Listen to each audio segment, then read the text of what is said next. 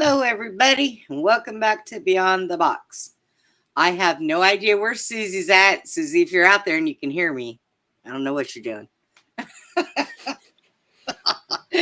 So, tonight we're going to do a show about all of the stars and everything, the footage that Steve got while he was out at Susie's and what's in our skies. Hi, Monica. Before that, is there anybody who lives in Michigan? Has anybody heard anything about, I guess there was one or two people that went into the Walmart in Michigan and just started stabbing customers. And the last thing I heard was there was like 11 injured. And I don't even know if they caught the guys or what, but I thought to myself, God, now they're doing this crap in Walmart. What area in Michigan? I don't know. I mean, it can't be that far. I mean, there's probably only like a couple of Walmarts in Michigan. Michigan isn't really that big, is it? Oh, I've gone to quite a few Walmarts in Michigan. Oh. Okay, so it's right here. Somewhere along the lake, probably. That's what everybody tells me. Every time I ask something about Michigan, they hold their hand up and they point. I'm like, it's right, okay. right around here. Right yeah. You know, I'd say Grand Rapids because that's where I'm pointing. It's like Grand Rapids right there. Right. Hi, Abe. How you doing? Or if I don't know which side the thumb's supposed to be on. I Grand Rapids. Don't know. Grand Rapids. I don't know. Something like that. I'm not a Michigander, so sorry. I'm an Illinoisan. I'm in one of the worst states next to California, really, in terms of corruption and taxes and all that. Oh, get me out of here, Brenda. Come on. Get me back to Texas. Come on. I'm telling you. I'm starting to think that, this is my safe place. I'm watching everything else, and even though we had the flood and everything, this is still my safe place. So I don't know. So, you slept all day. Oh, well, that's good. It's good. Need to sleep for those late night streams, Abe. Yeah. Abe, do you want to come up with Steve and I while he goes over these videos of all this stuff that he got? It's a lot. Did you get it all tapered out there, Steve? We're gonna look at what I have. I didn't get 100% going through all the footage. There's a lot of it, but a lot of it also just happened during that 3 a.m., 4 a.m. window. Right. So we're going to be looking at stuff from Wednesday morning of last week. And the photographs too, I was able to figure out the brightness and contrast in the editing program. So we're going to be looking at stuff with a little bit different lighting situation, but we're zooming in on these different lights that are there. I was going to go and timestamp it and everything, but the whole week just passed by. I'm like, oh, yeah. crap. Like how do I work on this? So I do have stuff to show today, and it's the essential stuff. And we're going to be going over stuff from last week too, because I did notice that the camera was moving for the one that was flying, yeah, and then did the loop, and then went fast. That was actually something on my end adjusting the camera, and I want to be as forthcoming as possible with all this because we're looking at footage that I got, and I'm not about to doctor anything and say, "Oh, look at this," like it's something it's not. Right. So I just wanted to address that first and foremost. That I did make a mistake last week with saying, "Look at how it's doing the loop to loop." That was something in the camera with moving the tripod. And I was only able to see that after I raised the brightness and contrast and was able to actually see the trees in the image. And I saw them go around with it. And I'm like, oh, dang. So it happens. It happens when you're doing this research because you get caught up in looking at all this stuff and then being zoomed in. You're not seeing the entire image move as well. And I was able to catch that through this week while I was going through the footage more. All So right. we did a real like flash in the pan type of deal uh, last Saturday, right?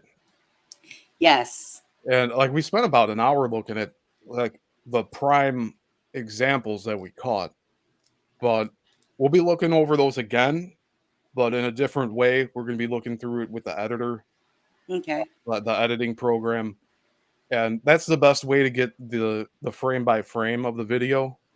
Because again, when you output the video into a like MP4 file, all the frames kind of blend together because it's doing the 24 frames a second or the 60 frames a second if I was shooting on that. But I was trying to maximize the space on the card as well as the battery life. And the 24 frames a second was the best way to do it. 30 frames I could have done, 60 frames I could have done, but I wouldn't have had that big of a window to shoot then. All right. If we had like we started at around like 12 a.m. midnight to like 12:30, and we were sitting out there for a good 3 hours before stuff started happening. And I had the camera just on standby in case we saw anything. But right when it came around 3 o'clock, that's when we started seeing a lot of activity. And that's when I moved the camera over to that tree line and we just let it run. The Sony A7 III records 30 minutes at a time. So you have to Right. catch it before then to like either stop it and then restart, or you just let it run through and then start it again. And I'd You rather know, do the first way because I don't like forget about it and then lose a chunk of time that was essential during that 1 hour block. right. You know, well, the one time that I was there, it was during the day, and I was on the four wheeler with Susie, and we were out there in the woods, and I could feel nothing bad. It didn't feel bad, but something was watching us, and I was like, and I'm looking around. Susie goes, "What are you looking for?" I said, "I'm looking at these bent, broken trees, and I'm looking at these bending trees that are together, and I'm looking at all this stuff." I said, "There's things out here." She goes, "Yeah, I know." And she told me her son goes out there and ties hammocks to trees and sleeps out there at night. I'm like, Whew. "Oh, well, there you go." So, it's not a bad place, but there is a lot of activity out there. I think even daytime. Yeah, and she's roughly 40 minutes away from Boggy Creek, Arkansas, which Yeah. has the Bigfoot over there. Yep. So, You didn't order shows up on your porch. What do you do? Well, if it happens when I'm live, I say, "Okay, guys, that's not necessary." But no, Jason, if I had a pizza that I didn't order just show up on my doorstep, um, I would probably call a few people first and ask them if they sent it. Like my daughter does that sometimes. She'll just call a food place and randomly send me food. But if it was nobody I knew or anything, I wouldn't eat it.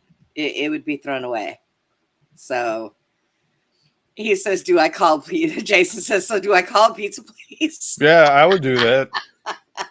But what'd you do? Like, find the name of the person that ordered it. That would be a good Yeah. way of figuring out what happened. Yeah. Oh, it was supposed to go to one of your neighbors. Oops. I guess if it's supposed to go to your neighbor, take it to your neighbor. I mean, so that would be a good thing to do. I don't know. Jason, you're silly. So, all right. Well, with all that we have sat there and said, we can get started. Awesome. All right, I got a good one. You said it smells good.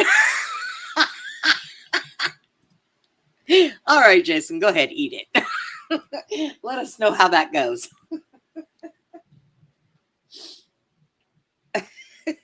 Silly. So silly. So this is a flashing white and red light that we captured by the tree line. You could see it was right around here, and we'll play through this. I can see the trees. Yes. It gets more red the more contrast I add to it. So, Hi, Susie. Hi. hey, Susie. Good to see you. Glad you made it. Hey, good to see you guys. You Yes, I made okay? it. We were out busy working. Yeah, we Always. were welding and putting the wall up. So, we're building a wall here in Texas. Wow. No pun intended. That seems to be the thing to do in Texas. Just build a wall. It is. Got to keep the UFO aliens out, Yeah. I don't think a wall's going to help, Susie. Hey, might block their view for a minute. Yeah, maybe. So we're getting ready to So, what start you guys this. talking about?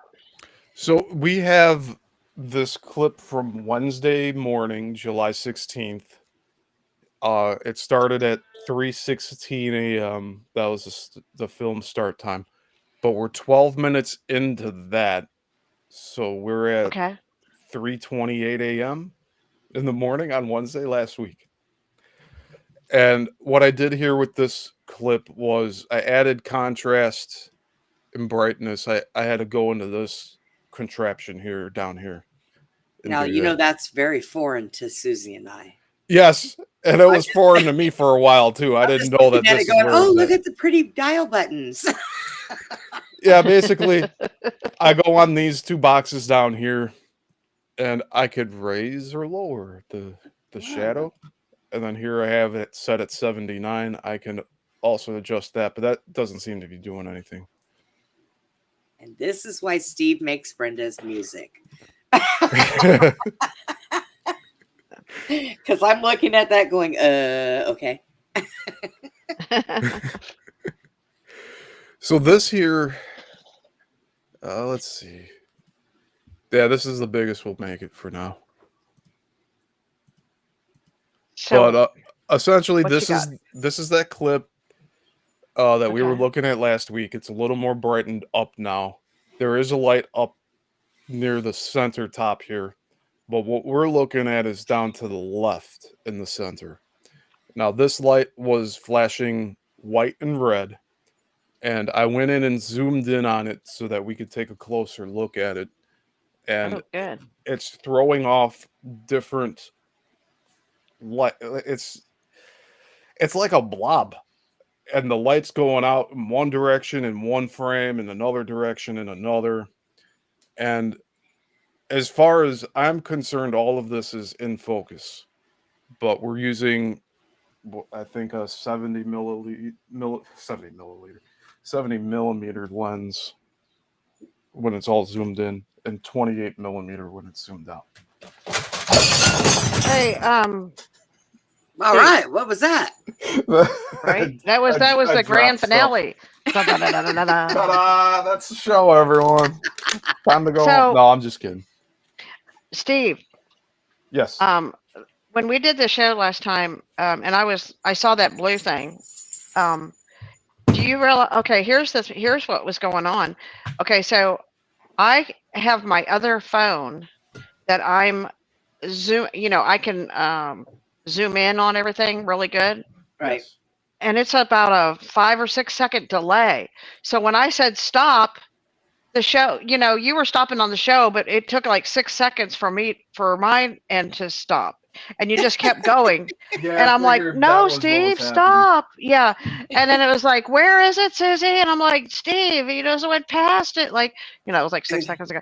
So, we were like in two different worlds here, and we were trying to, it was crazy. I guess I should have told you there is a delay. Like I can put the show up on my second screen and be watching it without sound, and there is a delay. I can see the delay.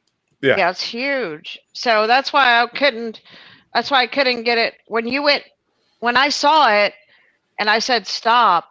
Well, it was already moved on. You were like 6 seconds ahead of me on the main show. Yeah, I mean? I didn't know you were using a second device. So Yes. that was the I can't zoom in on the phone that I'm when I'm film or when we're on the show. and I'm using my phone, it's just I can't touch it. I just have to. I can read the comments that people are making, which is hi everybody, hi Norma, hi everybody, but I can't. On my other phone, I can zoom in and look at the screen really big because it's small on my main phone. So I'm wondering. that's the problem. I'm wondering if I should send you my tablet. Maybe we should trade. I'll just get the laptop back and give you the tablet. Well, it works. I mean, I don't know if you can see my phone. I can zoom in huge on the screen. See, I can make the whole Right. phone my screen. So what you're showing. So, but it's just going to be a little bit of a delay. That's what I'm just trying to say. So, All right. Well, let's get started here. all right, let's go for it, Steve. Yes, and Jason asked in the chat if this is DaVinci Resolve, and yes, it is. Oh, That's the name of the program I'm using. so Jason's smart, knows what it is. Well, gee, Jason, you really make Brenda feel stupid. I was using Adobe Premiere Pro for the longest time, and about 4 years ago, I switched over to this, and I enjoy it. The format's similar, but I'm able to get done what I need to in this, and I don't have to pay a monthly subscription for it. Look, I've been trying to learn OBS for 6 months. Leave me alone. Oh yeah, that's an ongoing thing too. I'm still learning new stuff on that thing. I have Discord down, but OBS, forget it. Okay, so the left center is where this first the light is at, and it should pop up pretty quickly here. All right, let her spiel. But we got the first one where my cursor's at. That's popping up, but another one's going to pop up in the left center here. There, I think that might be it. Oh no, here it is. It came off screen and it's coming here. You see that? And it's flashing white and red. Yeah. And we're about to zoom in. We're about to zoom into it. The next cut here. Hi, Abe. Hello. How y'all doing? Hey, Abe. Good to see you. Hey, Abe. So this was a good show last night, by the way. I just had to throw that out there. Thank you. Yes, that was a really good show. But this looks like a plane, doesn't it? Yeah. You would think it was, except for it doesn't make any noise, and it goes up and down and backwards. And look at that! Look at that move. Yeah. So, look at that color. We'll be going over this zoom in a lot here, and we'll be following it too. But the first thing I want to point out is with any aviation lights, it's very consistent with the flashing. Right. Flashes one color, flashes another color. This one here, it's going white, white, white, red, white, white, red, white, white, white. It's very inconsistent with the red. Yeah. And when we do this frame by frame, we start seeing that it is like an orb without anything in the center of it. And you could even still see it while it has no light around it. Like it is giving off some light, but also there's light that's coming off of this thing. Like it's dripping, like it's wet with light. Yeah. Yeah, that was kind of weird. It just like dripped. It's like. How do you think that if plasma floats around, that it would drag like that? Like some kind of a plasma ball? It's a good question. I don't know. I guess what my thoughts was, Tony Rodriguez, who has been a guest on our show. Tony talked a lot about being, abducted by the Greys and taken into the space program and going to all these planets. And they did a lot of transports all over the Earth in these different ships, moving materials all over. And I always said, we're sitting on the lithium over here. We're right on top of the lithium. And where those are coming from is sort of where, like, we're looking toward where Bigfoot and the lithium and there, a lot of people have reported big ships out here, like big sightings, over the years. And we're out in the country. There's nothing here, like literally nothing. I So know, I've been there. yeah. So I mean, so I'm just saying. My thought was along the lines of what Tony talked about was when I started noticing this before Steve came up. I started seeing these things that was like they would there was like two entry points that they would appear from every one of these lights, and one would be higher and one would be lower, and they'd all be moving to the right between those trees, as you can see. And then, but prior to that, we saw three of these lights drop straight down, and then two disappear, and then the one was like the main light. And these two, then you would see either one, two, or three of these things coming out of two entry points, going to that area, and then vanishing. So they didn't. There was like a lot of traffic, is what I'm saying. It's like I don't know, Right. 40, 50, 60 of these things. We didn't count them, but Yeah. they went on from 3 o'clock in the morning till what? Till the sun came up almost, right, Steve? Yeah. Then there were some that ended up like docking itself in the sky. So like there were some that just started to imitate stars in a way. And That no, makes sense. Jason, she's not anywhere where it would be swamp gas. No, that's There the were- only thing she doesn't have. Yeah, so while we were seeing these go horizontally, there Yeah, we were don't have also there were more sightings we saw of this later on where they were dropping vertically, going from up to down. Yeah, they were coming straight down, and then some of these orbs, they would go backwards and then up and down, and then they weren't like an airplane. They'd make all kinds of weird movements. Yeah. So it was just like, and with the dripping, I'm thinking, are they mining for, because I always, kind of assumed that the Bigfoots were, because everything that I've ever studied, like with the Bigfoots, they have a way of, like James Casbolt would tell the story about how they were hunting the Bigfoots, and the Bigfoots would take off in the UFOs and they'd get away, Or through and portals. so, if they're getting on ships, Look at that and the thing. Bible is full of stories of chariots and ships coming down and, describing these things with domes on them and legs, and they land and they come over so, I mean, the technology and the ships, the spaceships in the sky are so old, and, and then our government has come out and said, yeah, there's all this stuff going on. We don't even know what some of this stuff is. So, I mean, it's not even a, like, it exists. It's real. Yeah. On that, I would call them liars, that they don't know.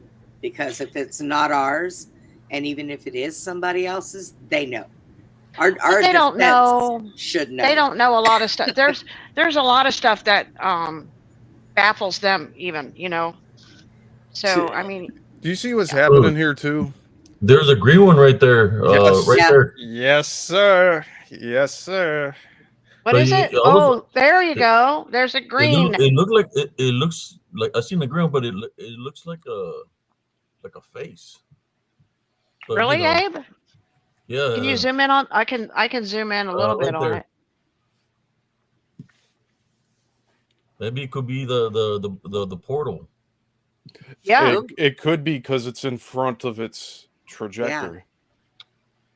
Yeah, because as you were playing, Because I they kept on look seeing like, the images. But yeah, it is. I see it. Like if you look to the left of that, there's another one just kind of like that, but it's more dull. yeah. No, go right a little bit. There's one to the side right of there, it, up, a little up. one. Right there. Yeah, it looks like something else there. It could be, but it's not. It don't have no light. And Abe, they look like donuts, like like a portal. Like they have a ring, and they look like circles, and like you could, yeah. Yeah, Right. and also like keeping in mind that this is a digital sensor, it's 4K. So this is really This is twice the size of a 1080p file. Wow. But we're seeing these other. So I'm going to just go slowly here over. I'm going to go in order in frames. You're seeing these other white things just kind of squiggling around. And I don't know what those are, but it does seem like it's somewhat related to this. Like There's here. Like there's. Well, you know what? Guess you know what, Steve and Abe, Brenda. My neighbor, she told me, and she was afraid to tell me the story because she goes to church, and she was coming out here in the country, not too far from here. She was coming out of church, and she looked up, and she saw this gigantous ship, and it was green. It was solid green, and it was like a giant long. She said it was a mile long, and it was like a hot dog, shape, and it was real low, and it was traveling over out here in the country, not kind of like where we're looking in this direction, Steve. That's kind of where she's at, and she told me the story because her son has seen some stuff. He's a grown man and stuff. Well, she said, I didn't ever want to tell nobody because I didn't want anybody to think I'm crazy because I Yeah. saw this, and I said, no, you saw what you saw. You're not crazy, Okay. and Yeah. yeah, and it was green. She told me it was green. So, we're seeing these green things. So that's what made me think about that. Wow. What is that? I don't know. I was going to just comment on this. Like, just the formation of this light is really bizarre. I'm going back and forth right now. I'm going to go forward. But we got that frame, then nothing. Then third frame, fourth frame, nothing. But you see it leaves kind of an imprint behind. Yeah, I see You could that. still see it there. Huh. Wow. But then it's like really a hard to blank track space. it. Yeah, yeah. Like That's it it. blocks out everything else around behind That's it. it. So it's We're all going spot. to Susie's. Abe, are you down? We're all going out to Susie's. It's close to where Jesse lives, so you can visit him on the way.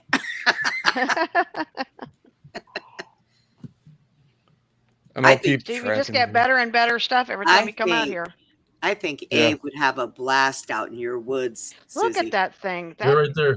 There's See how it- That is a Yeah. fireball. That little red one. Man, that is so weird looking. Yeah. It's like a That is Terminator. just- I mean, the colors are just crazy. And this is Red, stuff that we were blue, seeing with our green. eyes. Yeah. It looks Yes. like At it's least going these- from red to green to yellow. Yeah, here Red- I'll red. back it up again. It's just wild, isn't it? Green, Like- Red, green, yellow. red. Yeah. Look at it. Attack. Well, Maybe it's trying to send you a message. yeah, Like that's an encoded message with Hey, a blink. maybe it's Morse code, It's like Yeah, like blink, a blink, Morse blink, code. blink, blink, blink. Yeah. well, like I said last Maybe time, so, Abe. the way they did that in Close Encounters, where they had like, oh, Susie, we need to get you a Simon Says that has all the Simon different Says. colors on it. Yeah, because that's how they did it in Close Encounters with the music. They had different tones for the different color that it flashed. Oh, Interesting. There's another one down there. But it's like a dark. Is it dark green? there's a Or dark what is it? spot. Yeah. Look at Yeah, that dark round spot. dark zooming in on spot. that. Wow. Yeah. That's like almost blue green or something. Yeah, like a bluish. Oh, that's weird. But right there, you can back it up Yeah. some. It looked like a face up there. Or where up there, go up to your left. It looks up. You see the two. It looks like two eyes and a face there. Oh, Yeah. yeah. See, Oh, this is Those, what we need yeah. Abe here for this. Yeah. Because I'm not even I paying see attention. one on the to that. right. I I think see. they're like a reddish or something, but it looked like a face. Yeah, but I see a face in there too. yeah, like eyes, like a face. Well, it looks That's like what it's I've been got seeing as you've been playing it is images, all the and what I've faces been in the seeing sky. is, yeah, they kind of look freaked out, like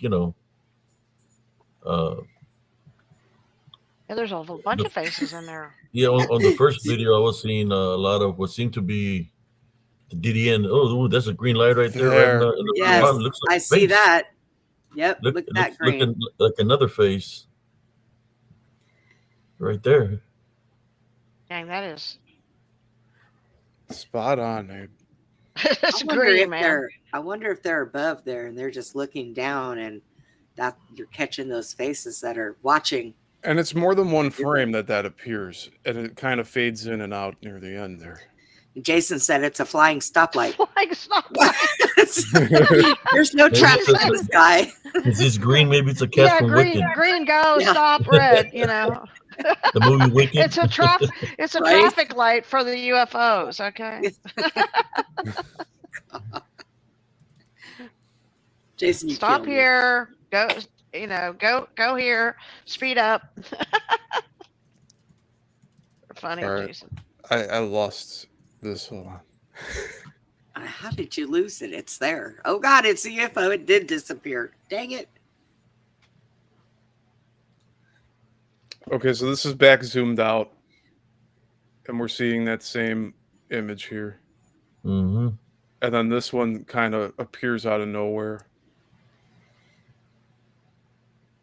And I could keep going and following this one.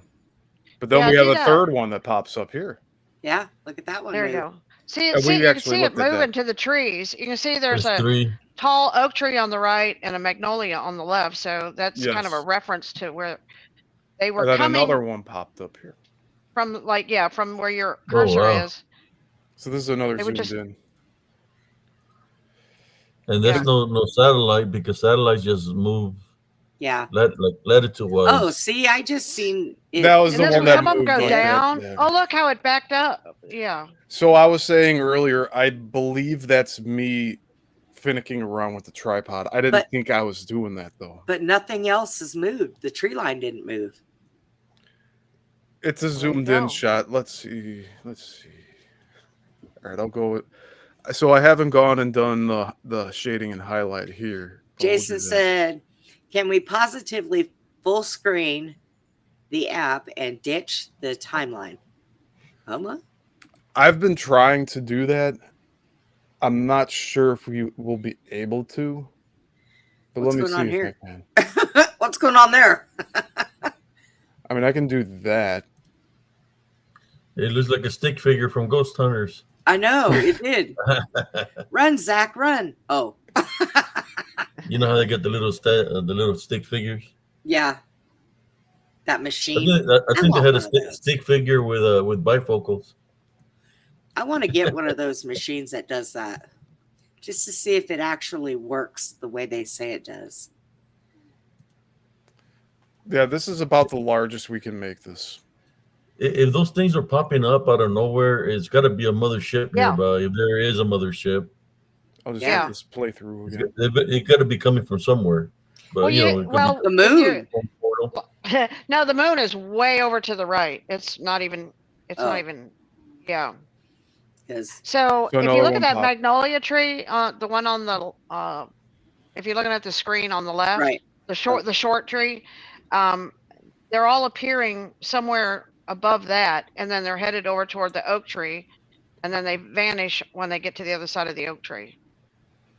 huh? So they don't go very far. There's got to be And- portals or something there that they're coming in and See how out it of. just comes in? See Yeah. how that, Yeah. that just appeared and it like There you go. swooped in. Yeah. It swooped in almost while the second one was there. So we'll And zoom we in on were this. tripping. We saw 3 of them just pop in like in a row, huh, Steve? At one time once. Yes. Well, if we go back here on this clip, look at that. There's just a whole bunch that popped up. Yeah, And that's the stuff we just watched. That we zoomed in on some of it on the middle one. But we have one that appeared over on the top and then a second one above that. I'm telling you guys, if I got to put $20 away out of my check every month, I'm getting a really good telescope. Yeah, I was looking at the telescopic lens attachments for this camera, and Oh. I can get a really good telescope lens for about $500. So it's really not that expensive. Now, if I wanted, this is a difference here. People are using those for photography, so it's much less light that's getting into the lens. And I could either go that route with getting the larger ones. And again, on the bottom here, that's a radio tower flashing. Yeah. But the larger lens for zoom, those run upwards of $4,000. You And know, those are for Wow. weddings and stuff to get really close up. you know what amazes me about all of this, because Susie has so much activity out there, it does not bother any of her animals. Doesn't bother the horses, it doesn't bother the cows, it doesn't bother the dogs. And she's got 20 dogs out there. You know, if anything's going to bother one, it's going to bother all of them. Yeah. But Well, maybe you know, that's why two, they sing at night. I'll tell you, two of my friends up here, the one family I was telling you about earlier, they both had situations like they were driving down the road, both of them in different stories, but in each story, they driving down the road, they saw a UFO appear. Well, the man saw the UFO appear, and it shut down all the electricity in his car. He said, and he's a Wow. mechanic, and he said he never could ever get it fixed right again. It like messed up the electronics in his truck, and he said all he saw it do is come down in front of him, shut his truck down, and he was missing a whole hour. He doesn't have any memory of where he went or what happened, and he is missing an hour, and he was pretty close to his house. So, and his mom told me about it. She's the one that saw that big green ship. My other friend, she was coming from Shreveport, and she was on the highway, and she said all she knows is that she's driving along, and all of a sudden she has no memory of she was on the highway about 20 minutes from where she lives, and the next thing she knows, she's pulling into her driveway. She goes, I don't know how I got there. I don't remember from the road. And this was real close to the same area that we're looking at in the same place. So she said, I was missing an hour of time also. So I have two friends that had very similar time missing. One of them saw the ship, messed up his truck. She knew something happened, but she didn't know what happened because she doesn't remember this. any of it. Look at this one coming in down on an angle. Yeah, that's no plane. What? The one That's that's a- blinking, that's the moving. Yeah, there's do one you think- blinking above it. Yeah, there's that one. might be- It's think- remains stationary. I don't know what. Yeah, That's probably the maybe stoplight, maybe that is the mothership, because I think when you were moving it to the right, there was another one blinking the same way to the right of it. Yeah. And they're coming down to that spot, like they're coming down in an angle. Maybe they're trying to dock in the They're either spaceship or going from a something. ship, because they start Yeah. about 3:30, and it looks like they're going through a portal or something. Maybe they're going from the ship to the portal, maybe, or something, like they're going somewhere. Well, I'm pretty you think, sure Abe? that the big mothership can cloak. So Yeah, Yeah. you might be that's what I'm thinking that thinking. you're That's the mothership. The one that's stationary could be the Yeah. mothership. If it's because it's not moving. The other ones are moving, except that one that's blinking right there is stationary. So do you think they're going to a portal, Abe, or do you think that they're coming off the main ship, it looks like, right? And disappearing somewhere on the right. Or it looks like they're just flying around, but the one that's stationary, that might Yeah. be the they're going down to the ship. You see how it's going down over here to the right, Yeah. and then it disappears. Now, what if they're doing both? What if that mothership Yeah, is yeah. there, and when they disappear, they go through a portal so they can go somewhere else in the United States or somewhere else to do whatever it is that they're doing? Yeah. You know, they might be using both, coming out of that ship, going over, getting into the Jeez. portal, popping up somewhere else. It's kind of like they're doing a little recon, flying Yeah. around, checking it out, staying within the what do you call it? The cloak of the ship. Yeah. Yeah. Mm-hmm. Trying to stay within the cloak of the ship, but the Because it ship starts is coming down here. They're getting Yeah, exposed. it's Yeah. So we can zoom in on this one. They're doing the surveillance. I guess of the area. There must be something there. Well, That's she's what I Says say. got, it's a lot, There's tracking. lithium here. got a Yeah, lot of that, lithium under her property. and I'm That's what sure it is.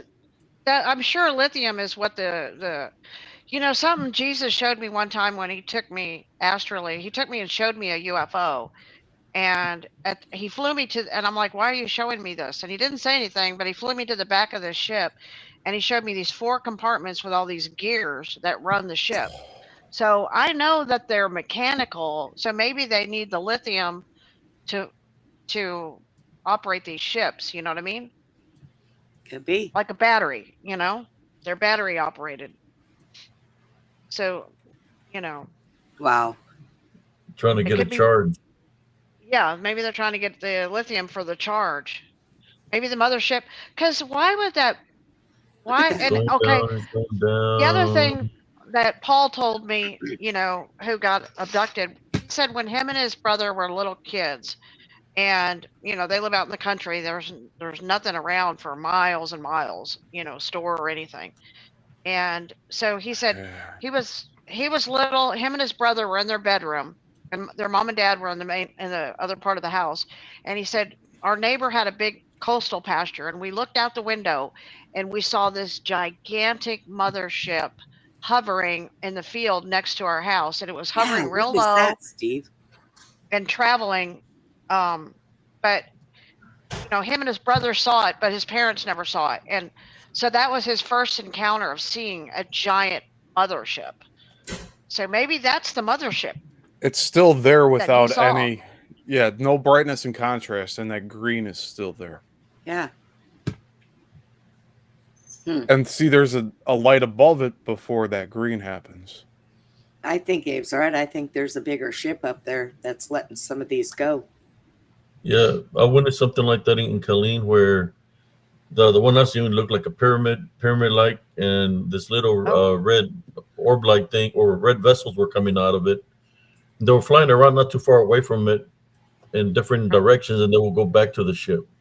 And I had it was like a pyramid like, and they had like a what do you call it? It was shooting some electricity from up on top. It will go all the way down the sides, and I could see the pyramid like ship, and then it would disappear. But then when the light will go off up on top, it will send like a magnetic field or energy field. You could see the electricity going down like that on the side of it, and then it Oh, would just wow. disappear. That's what I'm thinking. Uh, that it could be a mothership there where they're flying around it. They're probably doing a little recon. And there's That's probably a new. couple motherships, I'm guessing. There's probably a couple ships, Well, yeah, there's the little vessels are ships themselves. Yeah. So there's got to be something there. That Maybe they're they're going from one ship to another ship, Abe, transferring stuff.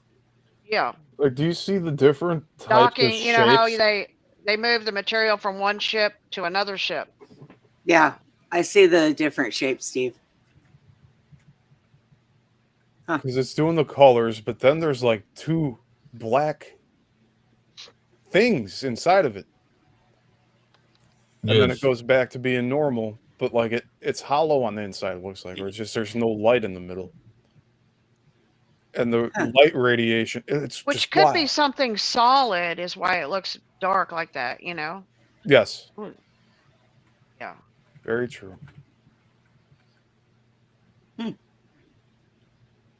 It could be that, or it could be that you're seeing through it and you're seeing the night sky or something. But it could be just something solid too. Because we saw that one you showed, it looked like there was a solid ball in the middle of the donut sort of looking orb. Yes. It sure did. Imagine if you were right underneath it and trying to record from underneath it. What would wow. you capture? Yeah. What direction is this facing? It's close to, well, it would be in that I'm guessing, because where I'm telling you where everybody's seen all this stuff is in Arkansas.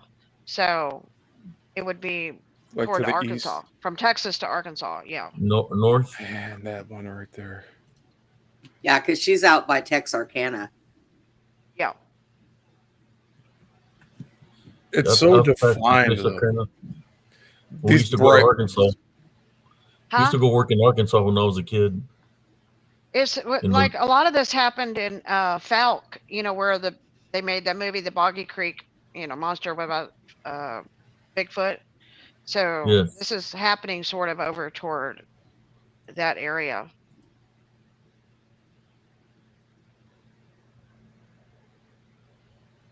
I'm just replaying it again here. Zoomed in. Zoom, zoom. yeah. There's a lot of other things going on here. I'm A lot of seeing. energy there, man. A lot of Yeah, that's energy. what we're Yeah. seeing, right? The red is Red, that green, energy. blue. Yeah. Man, I see Those in could be a purple in lot there. of ships, or that could be like a big mothership, right, Abe? Well, it could. I mean, the All those redness, colors? The air the between red us. is man. It could be a lot of things, especially when you see the color red at nighttime at 3 in the morning. To me, Blue, red, green. Yeah. the red signifies something demonic. Because I've seen red attack somebody one night, one evening when I was doing a investigation. Yeah. But that's up in the sky. But that's what they do. They're up in the sky. I seen a demon it came at me like a ball of fire. It was red. Yeah. And like Yes, I'm ignoring a lot of these other white dots that we're seeing, but yes. I want to say they're between the camera and the sky. And it can be like right in front of us too, some of these dots. So we are picking up like energy readings on this. Because I don't know how else to explain that, why it's all wavy like that. It was a night where it was still air, there was no wind. It was fairly comfortable outside. I don't know the exact temperature it was, but it was probably low 80s, upper 70s. But then we have these things that just pop up over here.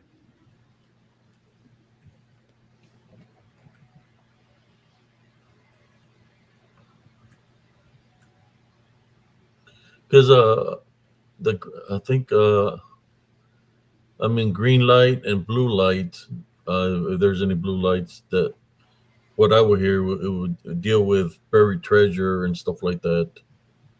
Uh, to my understanding of what I would hear my grandfather, folk tales, green and blue, like blue lights moving on the ground and stuff like that. That there could be a treasure somewhere, buried Huh. treasure, and well, of course, the red. We already know what that is. If it's coming at you, you better, you know, start Get praying. out Be of the way. prepared Start and Yeah. praying pray. because it's demonic. Better rebuke it in And Jesus' it name. will attack. It'll scratch you, or it'll burn you, or it'll do something in that nature. I seen Yeah. a female get attacked. She said she could astral project, and a red orb chased her out of the woods in Elms Grove. I mean, it was huge, and she was running, and it stopped right in front of me, and I was praying. The orb was huge. It was as big as me, the orb, and then Yeah. it went after her, and I found her in the entrance of the path, and she had like bumps all over her face and her body, Oh man. Wow. and Yeah, I had one. no energy. I had to pick her up. They had to pick her up and take her to the vehicle. Wow. We're I gonna had look at one this activity. when I was in my 20s, I they'd said I had gone to church and they said, you can cast out demons in my name. And I went home and I thought, well, I'm going to practice that because maybe one day I'll be, casting devils out. I'll be with other people and we'll be praying. So I was sitting on my bed and I was like, I rebuke you, Satan, in the name of Jesus. By the time I said that the fifth time, I looked down the hallway and a ball of fire came out of my brother's room, came flying down the hallway, and it grabbed me on my shoulders and shook me on my bed. And I said, I rebuke you, Satan, in the name of Jesus. I went right through the wall. It was like about the size of a basketball. Went right through the wall, let go of me, and went right through the wall in my bedroom. And I said, but God, I was just practicing. I mean, I was like, what was that? That was my first experience of like something really bizarre, you know. And of course, after it did that, my good friend Tom, who became a preacher, he said he was in his bed in Austin and something came in there and shook him on his bed and he rebuked it. And then my stepmom said she was in her van that night, same time frame, and she said something pushed down on the gas pedal and her car jumped the curb and hit another car. She started praying and rebuked it. And so that's when I realized that when you go against these demonic things, entities, whatever they be, if they can't get you, they get mad and they go after friends or family. So that's why Yes. it's always important to bind these things and learn to pray and bind them in Jesus' name, because they do retaliate. They get angry and yeah. And yeah, they come back in numbers. They come back. That if you cast them, they try to come back with others. More than That's one. biblical. Yeah, this coming back with more demons. Yeah, that's true.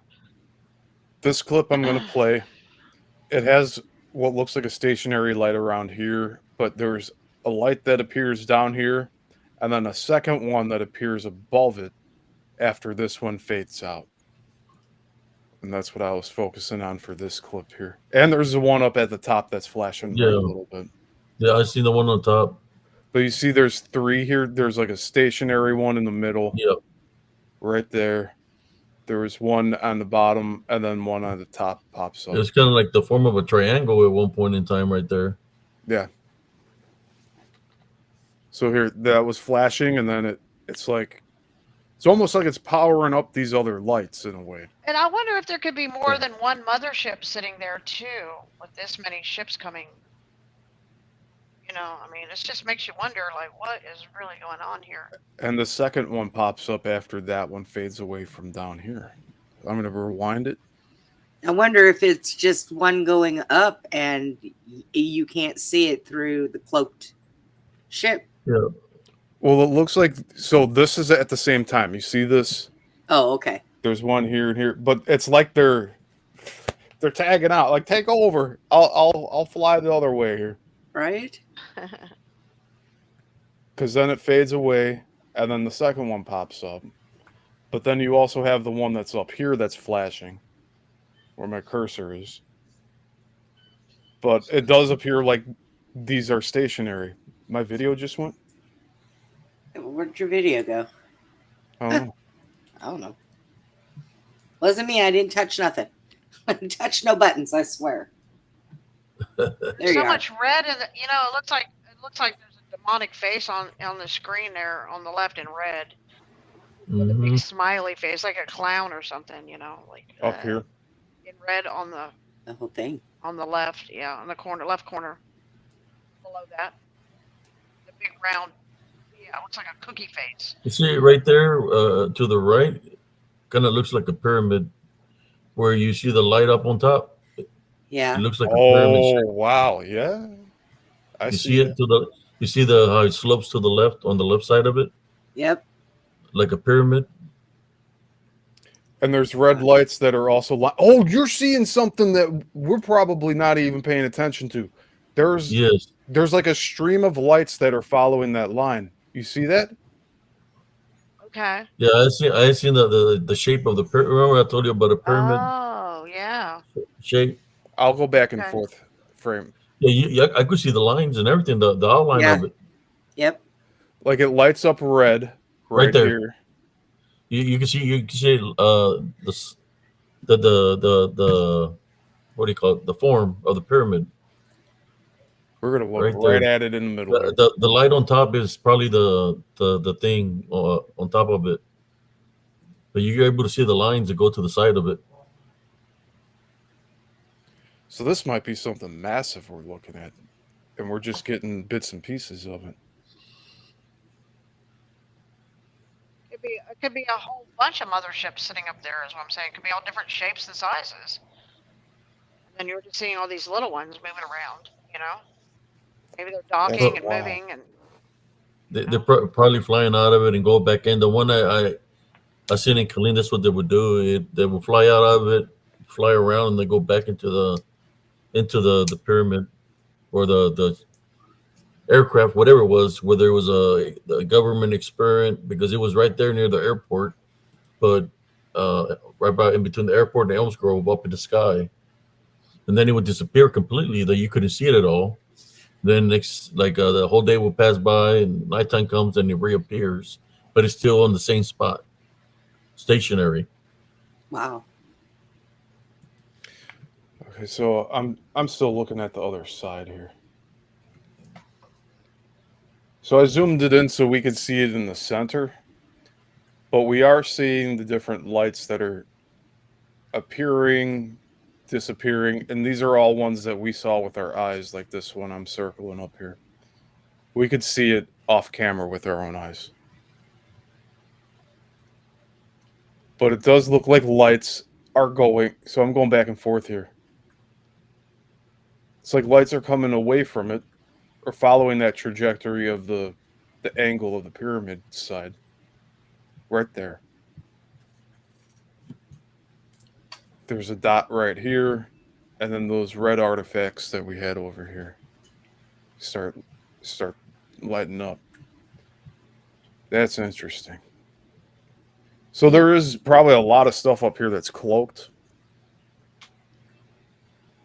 Yeah. Because I'm also seeing we're getting all these other white dots here. And not all of them are artifacts. Like, look at this one.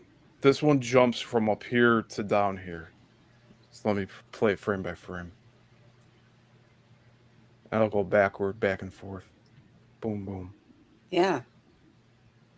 And then it sits there. And then more. So like there's ones that are moving really fast. Just Yep. there for a frame. See, Huh. I'm gonna have to go back down here, Susie, and do 60 frames a second. I know. What are they doing up there? They're moving. There's some that are moving pretty fast across the board.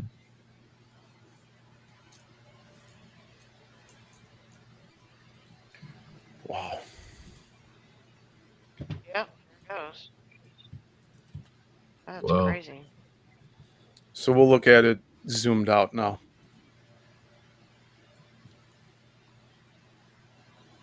But yeah, this tree line is where everything was happening. Yeah. I noticed it like I don't know, about a week or so before you came up here. I started seeing this traffic like, going back and forth. I'm like, what? I just sat there and watched it all night like that. And I'm like, okay, what is going on here? There's a lot of activity up there. Yeah. I think I need to make a night trip up to Susie's. Right?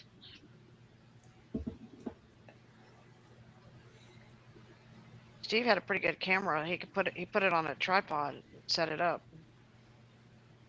Yeah, I mean, it caught all of this. So, I mean, you can see it with your eyes, but that you can see bright more one there. detail with your camera when you zoom in. Yeah. Yeah, like we're able to see that some of these things are hollow, or there's a dark mass in the center of these lights, and it comes off. It looks like donuts. Yeah. Yes, Rebecca. All the footage that he has came from when he just came down here. That was last week, Wednesday morning, is this footage here. Yeah. And I did some from Tuesday morning also, but not as precise as this second night, because I was able to adjust a few settings on it so we could see stuff instead of, because it was really dark. Like this camera, it's good in low light, especially for video, but So one of my there's friends just came on, Jerry, and he just asked, "What are we watching?" You guys want to explain what we're watching? yeah, we're watching 4K footage of the night sky at around 3 a.m. at Susie's ranch. And what we were seeing with our eyes of these lights appearing and then disappearing, they're happening here on the footage the same way. Yeah. And some of the stuff we saw before we started filming, like let me see if I could show it here. Like there were lights like this but there were 4 of them over this tree. And when we walked out of Susie's house and looked in this direction, we saw them, and then they scattered. They started, like 3 of the 4 started moving, and they were like, it was like they were trying to run away. Like, like Dig Yeah. Dug, the game Dig Dug, those little alien things in the Yeah, ground. Yeah. It looked like it was trying to just get out of view of us. Like, oh no, we were seen. That's the impression I got with it. Maybe that's where Scott Baker seen the dragon in Dig Dug game. Yeah. You'll see when Remember when he gets that to they had the little dragons in horses. there that blow Yeah. fire out of their mouth. He's got it Yeah, I where you remember see that game.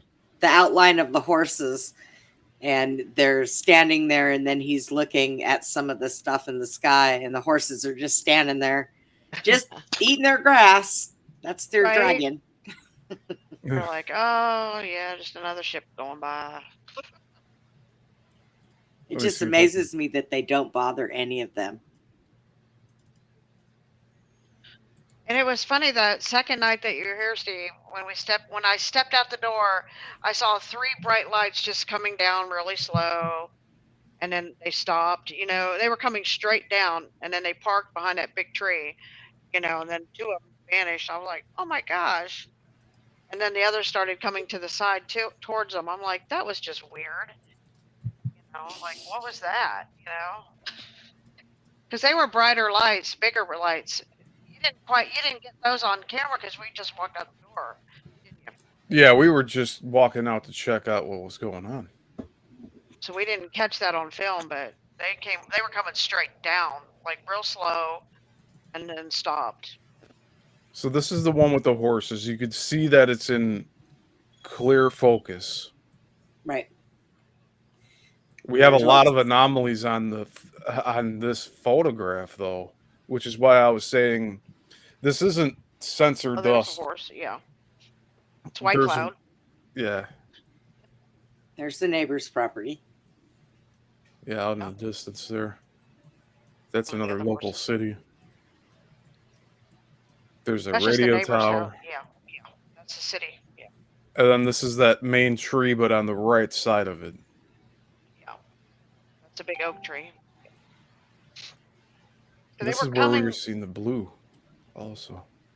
Okay, yeah, there was some weird blue ones, some weird, really bright red balls. Like, tell me what that is. Look at those red ones. Look at that. Oh, shit. Look at those red ones. Zoom in on a red one. I thought somebody said they seen some blue balls. Yeah, blue balls. there's blue balls here. Yeah. Blue balls. Yeah, there's some Somebody up had there. blue balls. There you go. Here they are. Is there third, Oh fourth? man, there's one, 4 two, of them. three, There they four. are. Yeah, And I think on my camera it was coming up that's as a a triangle. Look at that. You know what? Look at that. That is a perfect like triangle. Do you see the dimensions on that? Those four Yep. those Yes. 4. Look at that, Abe. Just like you were saying. That's got to maybe be the outline of a big ship or something. Yeah, and we're not Wow. seeing the edges. Although if you look at this for a little while, you start to see Look edges. at that. Dimensions on that thing. Yeah, I think the one up on top where the arrow is might be the center of it. Right The here. red ones are probably Oh no, like no, what the other the one lights on the ship. in Yeah. the center one. Straight up. That might Nope. be the Going to the center. right. The tip of the top Up, back. might be on the blue. Yeah, because yeah, that's crazy right there. I think you hit on something with that triangle ship, and I think that looks like a. If you look at that one with the 4 lights, the blue one, it's like they're perfectly symmetric, Like a triangle. like 2 triangles together. Yeah. Yep. My lights Yes. are hurting my eyes here. Now I'll be in the see- dark for a bit. Yeah, I know. I had to turn mine off so I could see the screen. It's like, bye, ring light. Let me shut up mine too. Let's see. If you scroll over and catch those big bright ones, the ones with the shapes, what are those? Like, Yeah, And because those there's red big ones, I bet clusters of that's these too. Yeah. those red ones are ships too. Yeah, look at the red ones. How Yep. I bet you if you looked at them in the shape of them, I bet it would be another like real. You know what that? Okay, look at there's like two and a one blanket at the corner, like there's three, four of them, right? There's four, Kind of just like reminds. the blue ones are the same way. There's four blue. So Mhm. I went to see that show yesterday, uh the Incredibles, right, with my son at the movie theater, Fantastic and Four. okay, yeah, that's Incredibles, yeah, Fantastic Four, that's right. I can't remember all these cartoon people, but anyway, Fantastic Four. The Fantastic Four got in a spaceship that kind of was like that shape. It was real tall, like a rocket, and it had flare at the bottom, and they were kind of in a ship that kind of looks like the shape of that red one. That's what it reminded me of. Yeah, there's a density and mass to this. Okay. It's not just that's why I'm saying these aren't artifacts of my camera. These are being picked up by the camera, Yeah. along with all these other We were watching it in objects. real time. Yeah, we were out there looking at this through the camera. And it was either such a like a pure light that I think my camera was given that checkerboard image on it because that's what we saw on the camera screen. Well, I noticed one that looked like it didn't have any edges, like some of these, like a circle, and it just had like this blue stamped pattern on it. It was so weird.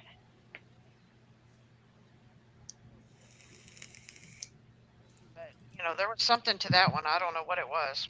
Maybe we're picking up something from one of the ships or something.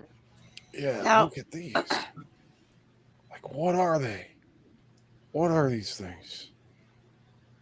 Zoom in a little more. Look at the shapes. Like they have wings and butts. Like they're moving. Like- Yeah. Like some kind of a bug. Like- Yeah, it looks like a jellyfish here to me. Yep. Yeah, a bunch of them. Yeah. But like this is giving off There's different that big color one. lights. Yep. And this is that's as much as I can zoom in. Was that the one? Was that one that was moving? No idea. Well, it was up in this part of the sky, so possibly. Okay. Rebecca, yes, a very good camera. Thank you. And you see, here's more blue. It's like this image is so big, there's only so much I could look at a time. But you see, there's the white dots. It's almost a square, but in a diamond form. And the same with this. So, hey, Brent said he just saw the new Jurassic Park, and I was like, so I have to say something funny about the Fantastic Four. One of the main characters is Susie, okay, or Susan Storm, right? And she has the ability in the movie to so there's this big Aeon negative being that wants to eat all these worlds, and this thing wants Susie's son, okay, and she's like, no, I'm not giving you my son, and she fights it at the end with her powers, rebuking powers, right? And I had to laugh because it's I have and the reason he wanted her son is because he has the ability to pray for people and get, not in the movie he doesn't pray, but he does have healing abilities. And my son has prayed for a lot of people in church and they've gotten healed. So I thought that was kind of funny. But they mentioned in the show that that this thing, and the thing that my son said about the movie was, Mom, they started making these comics back in the 60s. One. That one's and I triangle was actually shape. born in the 60s, right? And so the funny thing about it is he said this galactic being that wanted to eat worlds, it's actually called the Destroyer of Worlds. Well, that's what they call Nibiru, and that's a mother ship, right? Nibiru is a ship, and with being or something traveling in it. Well, my son made a comment that in the comic books, Galactica was never in an actual ship until in this particular show. And I said, that's kind of weird that they called it Destroyer of Worlds, because that's what Nibiru supposedly is, a destroyer of worlds. When it comes into our atmosphere, it causes earthquakes, floods, it causes supposedly all these things happen. And it's bigger than it's like a demonic force, this thing, this negative force, but it Is wants that her child and she's not going to give it up. Well, the weird thing, I mean, the whole show is so bizarre. I mean, it's based, and my son says, Mom, in that show, Galactica, what he comes down on the Earth, right, to get the boy, try to steal the boy, and he was so big in the comic books that worlds could fit in his hand, like on his pinky. And I Yeah. said, well, Joel, I said, in the Bible, it talks about the giants and the Nephilim, and in the Norse mythology, Odin supposedly killed a giant and made the earth from the body of a giant. It was huge, but giants have the ability. If you read the story of Og in the Bible, Og, there, Og was before the flood and after the flood. There were giants What's that? before and after, and they could eat something, and they would get really, really big. And then if they didn't, they could shrink down in size. And he goes, "No, Mom." He's like arguing with me, "No, Mom," because he says in the show, he's like, Galactica is always big. And so I looked it up. I looked up the movie, and it says that just like in the Bible, it says they can, like, supposedly this thing, it would eat galaxies and planets, and it gets bigger and bigger. But he could shrink himself down, and that's what I said. Is how did these giants breed with the humans? It says that the sons of God looked upon the women of men, and then they had children. Because giants, if they eat a whole lot, they get really, really big because they have this gene in them that makes them grow really big. But if they don't eat, they can shrink down. That's how they were able to mate with humans and have children, because they can become small, just like Og did. Og didn't want to drown in the flood, so Og made a deal with Noah, and Noah fed him for the 40 days so that he could survive. And these are in some documents, about Og the giant. And then he survived. He ate and stayed very large, and so that's what this was in the movie too. So I just thought that was so interesting, how biblical stories and that cartoon thing about the Fantastic Four, and that we're fighting these forces. And basically, we live in a world where there's these gigantic demonic forces and little demonic forces that we're always up against, basically. And I think that's what, and we're watching this stuff, and that's what this reminds me of too. It's like, what is going on in the heavenlies, what we are watching right now, Yeah. So those ones that have the really weird shapes, what do you think those are, Abe? Oh man, they look white. They could be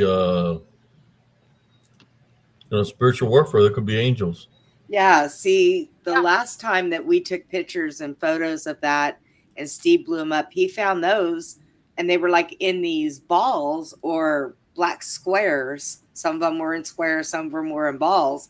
And that's what I said. They kind of look like angels, like they have the wings and then the body. But with the way it looks, I think I've seen where somebody described an astronaut said that they were getting close to the sun or they were up there in the atmosphere and something like what we're seeing right now. They described that, how they look. And when I seen them, but they call them like alien beings, like, because they're not from this world, but they looked like that, like it was like in the picture where they look like a jellyfish, but they thought it was a reflection. What they would do is light up the screen real bright, but then Yeah. when they disappear, the light will go away. But the pilots, they thought it was a reflection of the sun causing it, but it was an actual being that was manifesting, and then disappearing. Look at that. They will come and go. Yeah, that makes some sense. And It there's kind of looked a like lot of them. Pac-Man going across the screen for a second there, guys. There's a Yeah. lot of them in the picture that they're up in the air. You know, this spiritual warfare. Yeah. Yes, I You agree. see, Because it's right here. as many bad things as there are on this planet, there is many good angels too. You know, so there is both sides to this. What's And that, Steve? they're not trying to break their disguise, so they're trying to stay hidden. Yeah. But you're able to see them. Like he captured them here, and there was a lot of them. How many did you count on there? Where they're all up in the air, and there's like Oh, and 40, this, 50 of them? I don't know, a lot. the ones Yeah. that were moving, yeah, there was probably 40 to 50 within that hour. the ones that look like The ones in the still photo, that's Yeah. Like like Pac-Man going across the sky. there's hundreds, if not Yeah. thousands, because we're not even looking at the smaller ones. Oh, the smaller ones. Yeah, there was a lot of smaller ones too. That one right there, does it go across and just poof disappear? Yeah, it appears and then disappears. Yeah. Oh. It did, Like Brenda. this It one was just so pops weird. up, Look, it just appears and bye-bye. and like we can keep following it, but it does fade out. So When it I'll gets let over it to go. where that other tree is, it's like where those other stars we saw come straight down. When it gets to that area, it kind of just vanishes. Hmm. There's some destination over there. Maybe, also in that Fantastic Four, Brenda, Susie had the ability to cloak things with invisibility, so she could make her ship invisible. And when they get over to that other tree, they like become invisible or something. You notice that, Steve? Yeah. You see that they just disappear. Yeah, I'm noticing that like the light's not consistent, and it does have a few frames where there's no light. Like there's one here where it kind of dims out, but then it brightens back up. All the while, there's these like little white dots that are just buzzing around like flies. There were really no bugs out there at night. We weren't getting bit up by mosquitoes or anything. No, we don't have any mosquitoes. And see here, it looks like something drips off of it. I'm going back and Yeah. forth. Let me play it through frame by frame. 1, 2, 3, 4, 5, 6, 7. And then it's gone, but then it comes back. But it's not the same shape. Huh. It's like it's constantly trying to maintain a shape. That's weird. Like it's What do you think that is, struggling. Abe?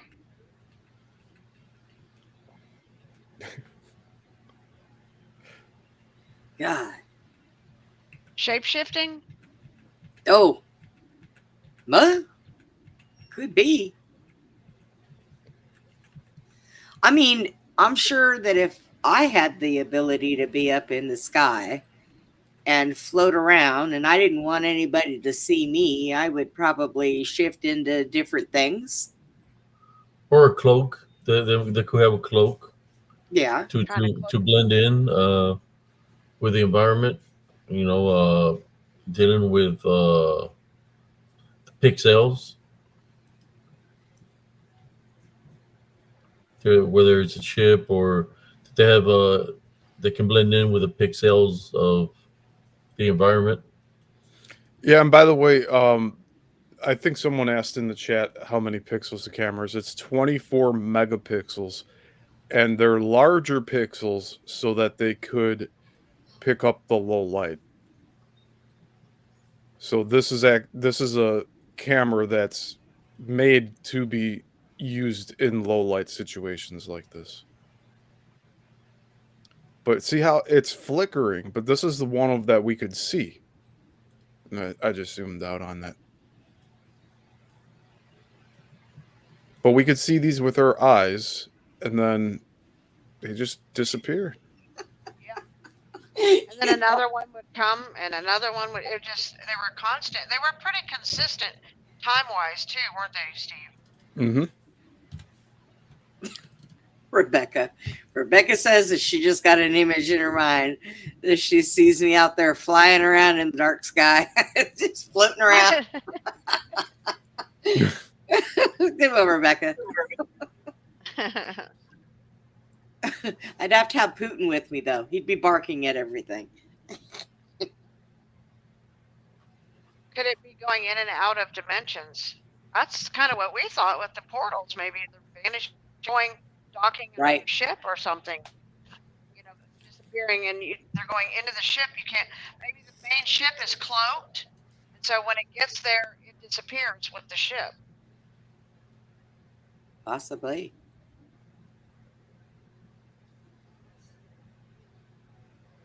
Okay. Well, What? see, there's two lights here that are like going in tandem with each other. I'm reversing it right now. This. We'll focus on this one right here.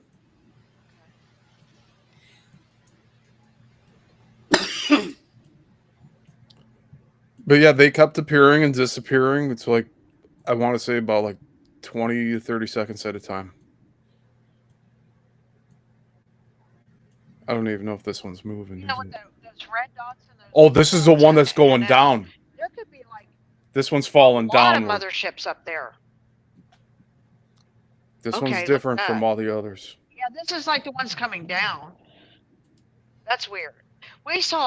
I think we're looking at a lot of motherships, not just a few, guys.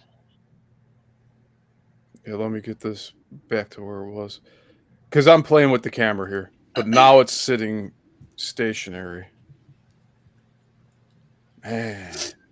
See, that was tripping me out when they were coming straight down like that. Just down. And then... So... That's one of the red ones? Oh, wait. No, it was... Yeah. No, it's white and red. Yeah. It's white and red. So it's imitating a plane with the flashing signal lights on it. But then it just comes straight down? Yeah. And it may be signaling certain ships to come to it with the colors. Maybe there's the blue ships Look and at the that. red ships and the green ships.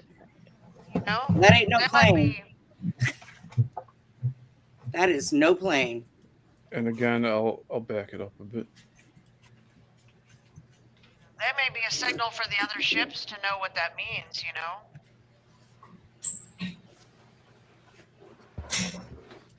know? Yeah. Land over here. Get him, Rebel.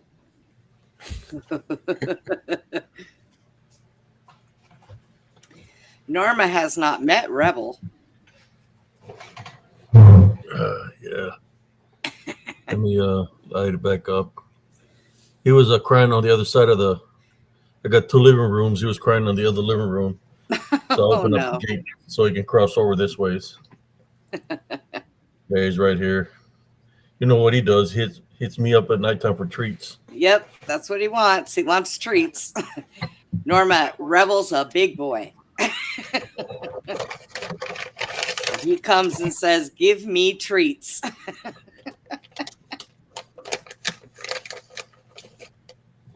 We'll follow this going all the way down. I'm playing it live through. Yeah.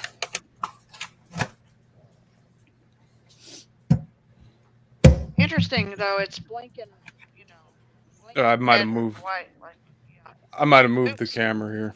Okay. See, I'm trying to account for all the variables because I'm still don't watching wanna- tree lines. Yeah, that was me adjusting it. You see it's going all over the place. Because there was one over on this side where my cursor is. So now it should be still now. Oh, and it's moving another direction. Okay. Yeah, Norma, if you're ever up on the weekends when you're not working at night, you should go over to Spiritual Cryptid Encounters. And every now and then, Rebel will make an appearance to come and get a treat. He gets up there and gets his head up there in Abe's lap and acts like, "Oh, I really need one." A lot of our people that watch our show, Abe, they're big animal people. You know, they all have dogs and what have you. So they understand the whole spoiled spoiled rotten. You know, Norma, my dog is Norma's boyfriend. She tells every time somebody tells him to shut up, she's like, "Don't you tell my boyfriend to shut up." Rebel gets so excited with the treats, he takes them and goes lays on the couch and he's pretending like he's enjoying the tree. Next thing you know, he jumps up and wants another one. Yeah, that one was gone too fast. Hey, I You have. know, it was a I little. have It's I have called. cookies for my horses, guys, and every day I walk out the door, my horse whinnies at me. She wants her cookies. Yep. It was called Toot Loops. Mine get jerky. So this is a glitch in the camera. I rarely see this on my footage, Oh, but it's like what happened there? Oh wow! What I want to say. Kind of like weird, electromagnetic weird deal. It's hard to say. It's actually in a few frames here. I don't know what that was. They trying to block you from seeing something, Steve? Magnetic interference. Yes. Look at that. I mean, this is a heavy-duty camera. This shouldn't have anything like that happening, honestly. Wow. Norma said she used to have a dog named Rebel. He was a German Shepherd. Yeah, he's a German Shepherd. Oh, his mother's a German full-blooded German Shepherd. I think he's half, but he's got a lot of German Shepherd. Looks like he's got a little Roddy in him too. Yeah, a little bit of Roddy and a German Shepherd, but he's pretty. Look at that. Pretty mellow. I think you got blocked on something, Steve. I think if you look into that, you probably find images in there, Steve. I probably will. Looks like there's it's very letters. colorful. Like maybe they wrote you a message in there. Look at that. I see some letters right there to the right. Numbers. There's a bunch of letters in there in the yellow. Right there. Whoa. Oh. That's interesting.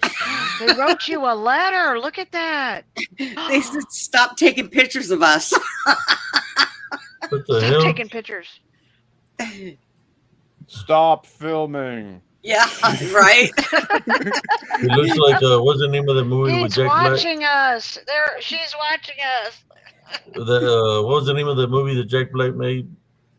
Minecraft. Look at that. Look at there's That one some looks like a clown. Whoa. Like a clown right there. Okay, they're communicating. That's what it is. Wow.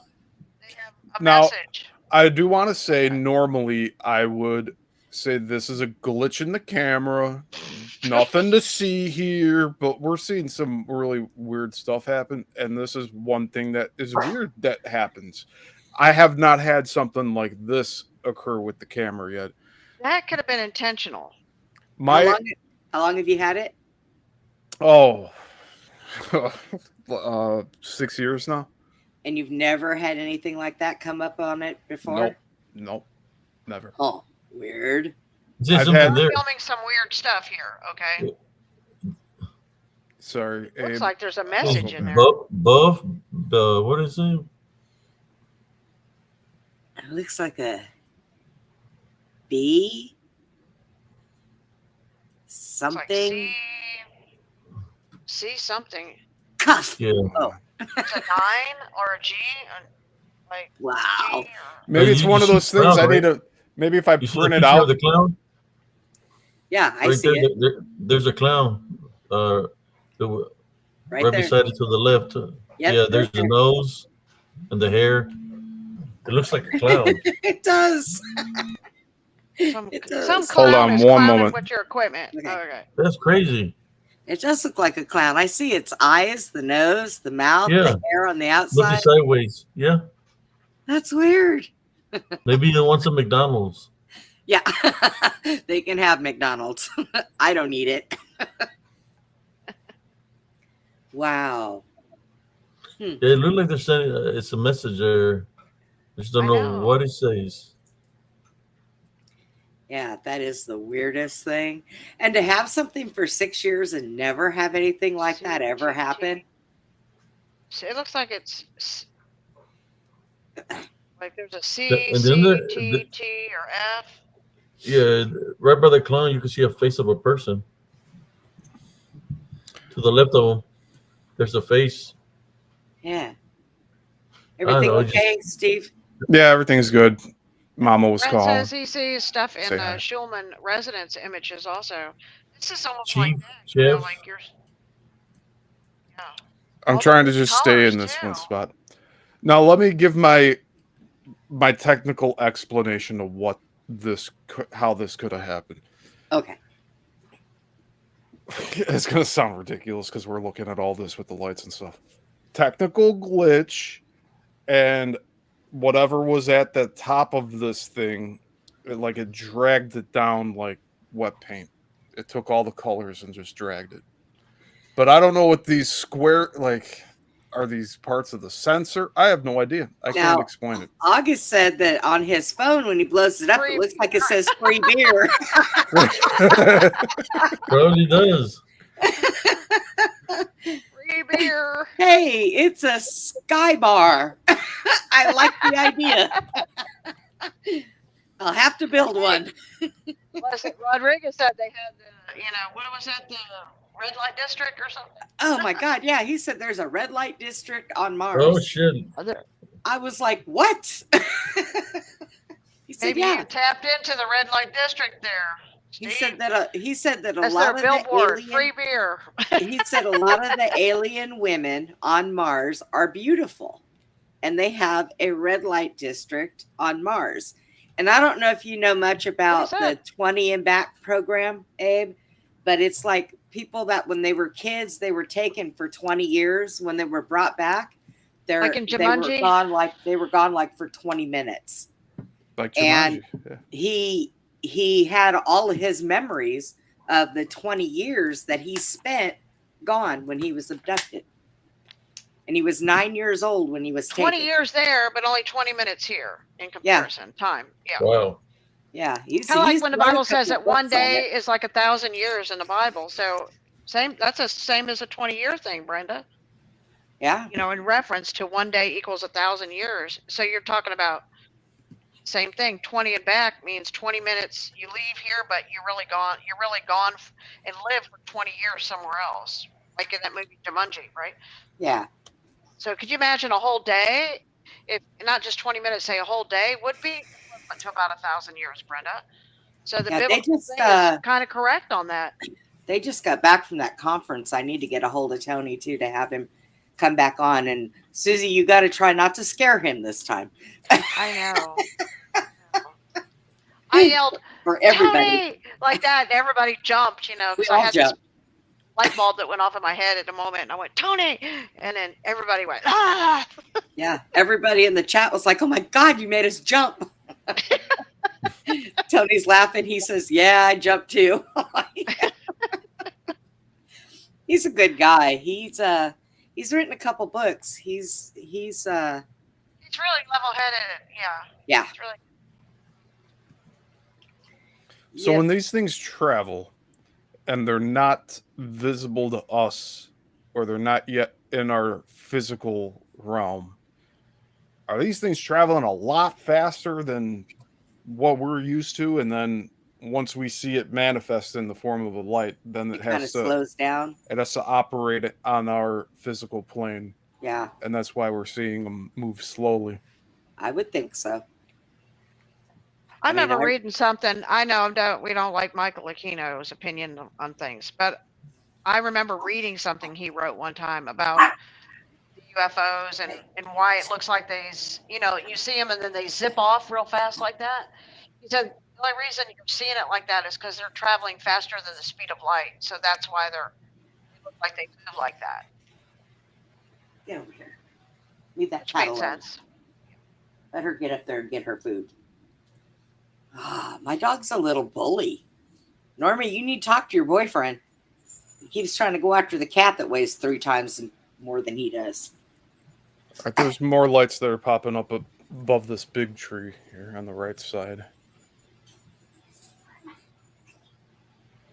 And we do have what military stuff that goes faster than the speed of light, right? Is that right, guys? Yeah. Yeah. So there's instantaneous travel too.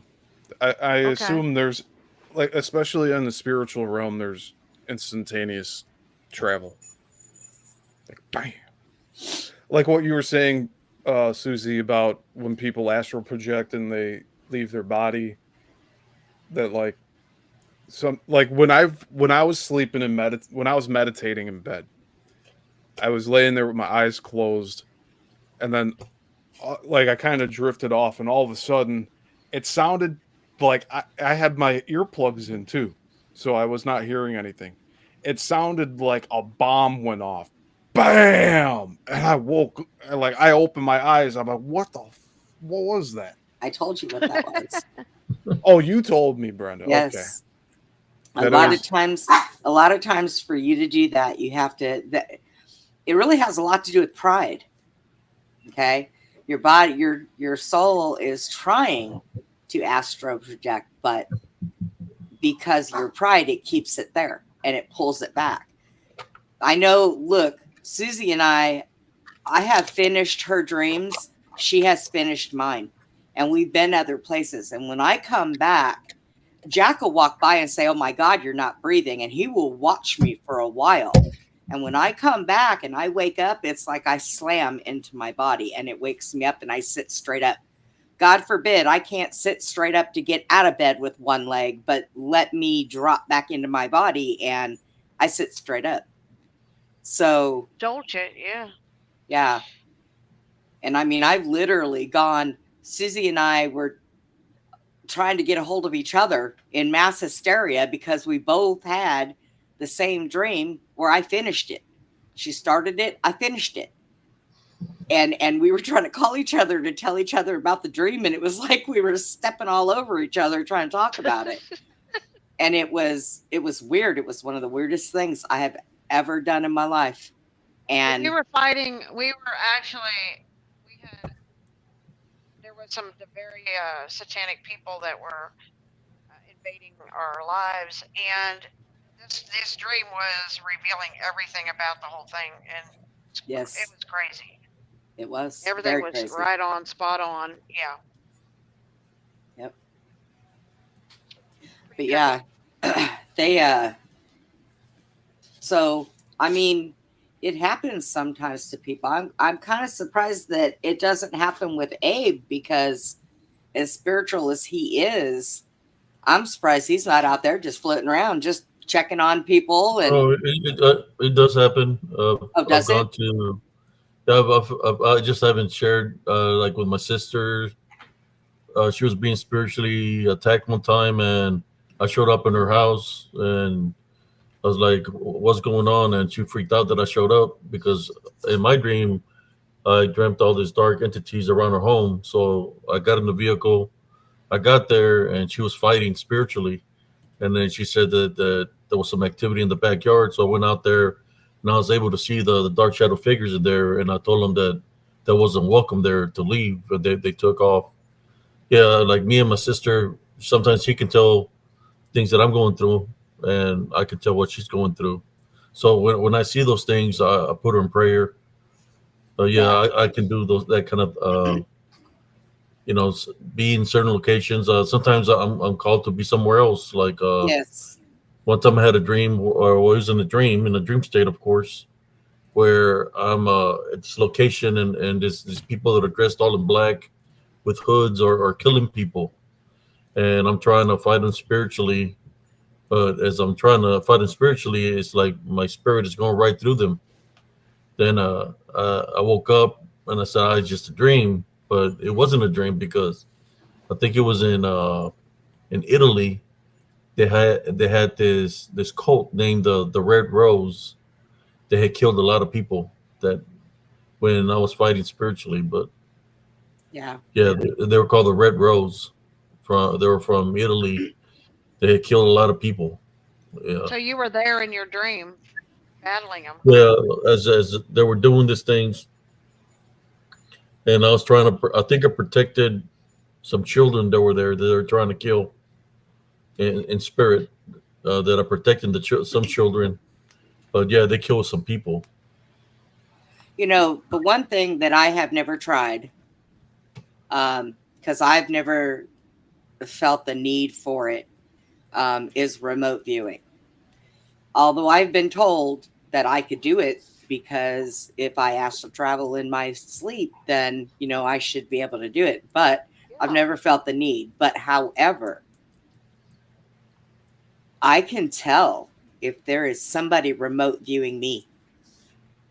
And I have recently, within the last 2 weeks, felt that there was somebody in my house, and I told them they needed to go away. I see them, they need to move, they need to leave, and it'll stop. So I only know a few people that remote view, and every time when I have met these people, I've told them, don't be remote viewing me because I'll know you're there. And maybe it was somebody trying to test me just to see if I could. But you can get remote viewers and then other remote viewers. Like, I'm pretty sure the government uses remote viewers to stand guard over things they don't want you to know, because they know there are people out there that can remote view. So I'm pretty sure that they have soldiers and whatnot that can do it. Yeah. I Doesn't did that, and out there before even the war happened. I was in Grafenwehr. I was in the lieutenant's tank, so we got sent to evaluate the scouts because they were doing their maneuvers. So my lieutenant was going to be he was the one that's just we're following them around and we're going to give them a score of their tactics and stuff like that. And I remember I went to sleep and I got woken up by there was a colonel and majors and all kinds of lieutenants around me, and they woke me up and they're like, "Hey, drink some water, drink some water." Uh, so I drank some water, and they're like, asked me a question. I said, "What were you dreaming about?" And and I was telling them burning tanks, sand, and I was giving them, telling them how there was signs on the tanks with the certain symbols and stuff like that, and they said that the reason they woke me up is because I was saying perfect fire commands, and I was just a private, and that I was saying perfect fire commands that they never heard of. So next thing like a couple of months later, all this things happened with Operation Desert Storm, and when I get out there, a lot of the tanks have the same symbols that I gave them. Oh, wow. Since they're officers and colonels, so they use that strategy. And then when they asked me if it was our tanks that were burning, I said no, it's not our tanks burning because our tanks don't have nothing wrong with them. So I said it's probably enemy's tank, you know. Yeah. So yeah, Wow. What if some of these things that are moving that he catches on film are either astro travelers or remote viewers? That could be a concept. Riding along in those ships with those other whatever's flying around out there. Yeah, like look at this one here. We got this is I near made a the comment edge of about the that too, image. Brenda, to Steve. I said, Right. it starts about 3 something in the morning. What if these things are influencing people's dreams or Yeah. traveling, because I made that comment that night too, just like what you said, Brenda. So I mean, it's like, just kind of bizarre what's going on up there. Right. When you remote view, Monica, you're given a location. So it's kind of like that, I guess it would be, to be psychic or not. But you're given a location or a symbol or something, and you focus in on that location. And spiritually or mentally, you end up in that location and you can see everything that's going on. The government started doing that with people like, I would say probably in the 60s, early 60s, if not earlier than that. I have some info I'm gathering on a study that was done in 1979 on all of that. Yeah. And one of them says they were able to even access things that were inside Faraday cages. So Yeah, they went it about it penetrates through. wrong when they first started doing it, because what they first started doing it, they were using LSD and stuff and trying to get these people to be able to focus and do this stuff. So that they kind of did it wrong, because by doing that, they messed a lot of people up. Because naturally, people can do this stuff, but you just got to tap into that into your brain. And so they thought by drugging people and driving them insane, they could get them to tap into that part of their brain, and all it did was cause a lot of problems. So, but now people can just sit, yeah, and now people can just sit and study it. As a matter of fact, Tony Rodriguez, the guy that we're talking about, he wrote a book, and in his book, it tells you towards the end on how to prepare yourself and how to be able to remote view. And he explains the whole thing to you and the whole process in it. So, Yeah, I was going the to make a blinking. comment that I've had. I can't even put a number on it, but I'm going to say in the thousands of out of body experience, or or remote viewing, out of body, whatever, all combined, to where most of my journey outside, and when I do that, is I'm going to protect somebody or help somebody or save, just like you were mentioning, Abe. I'm out there all the time trying to help somebody, and then a lot of times, sometimes I find myself, and I couldn't understand for a long time why I was inside the body of another person. And what it is, I began to see this pattern, and I realized what I was doing. I was like, why am I in this person? Because I am actually trying to help influence this person to make the right decision. I'm like that angel on the right shoulder saying, don't do that, wrong, don't do that. I'm like, and I'm sometimes they listen to me and sometimes they don't. But I actually do that a lot of times. I'm like that little person on the shoulder saying, no, don't do that. That's bad. You'll get hurt, or that's the wrong way to go. Don't do that. So I do it. I can relate to that, because I can't even tell you how many times I go out, even 4, 5, 6 times a night, even different journeys and different trips, and doing this stuff, trying to help now people. astral travel, Monica, is kind of like a gift. That is something that you don't really learn. It just happens, and a lot of times when it first happens, trust me, you don't really know what you're doing, and you think all you did was have a dream. Um, if you astral travel and you go somewhere to a field where there are flowers, if you grab one before you come back, you will actually wake up with that in your hands. Hey, I've seen I've a tried lot that of with people do money and that. stuff. You try not I'm not greed, robbing a bank. Steve. Yeah. I've tried it. Like I was in front of like a Made a pile good of money. business I deal. needed.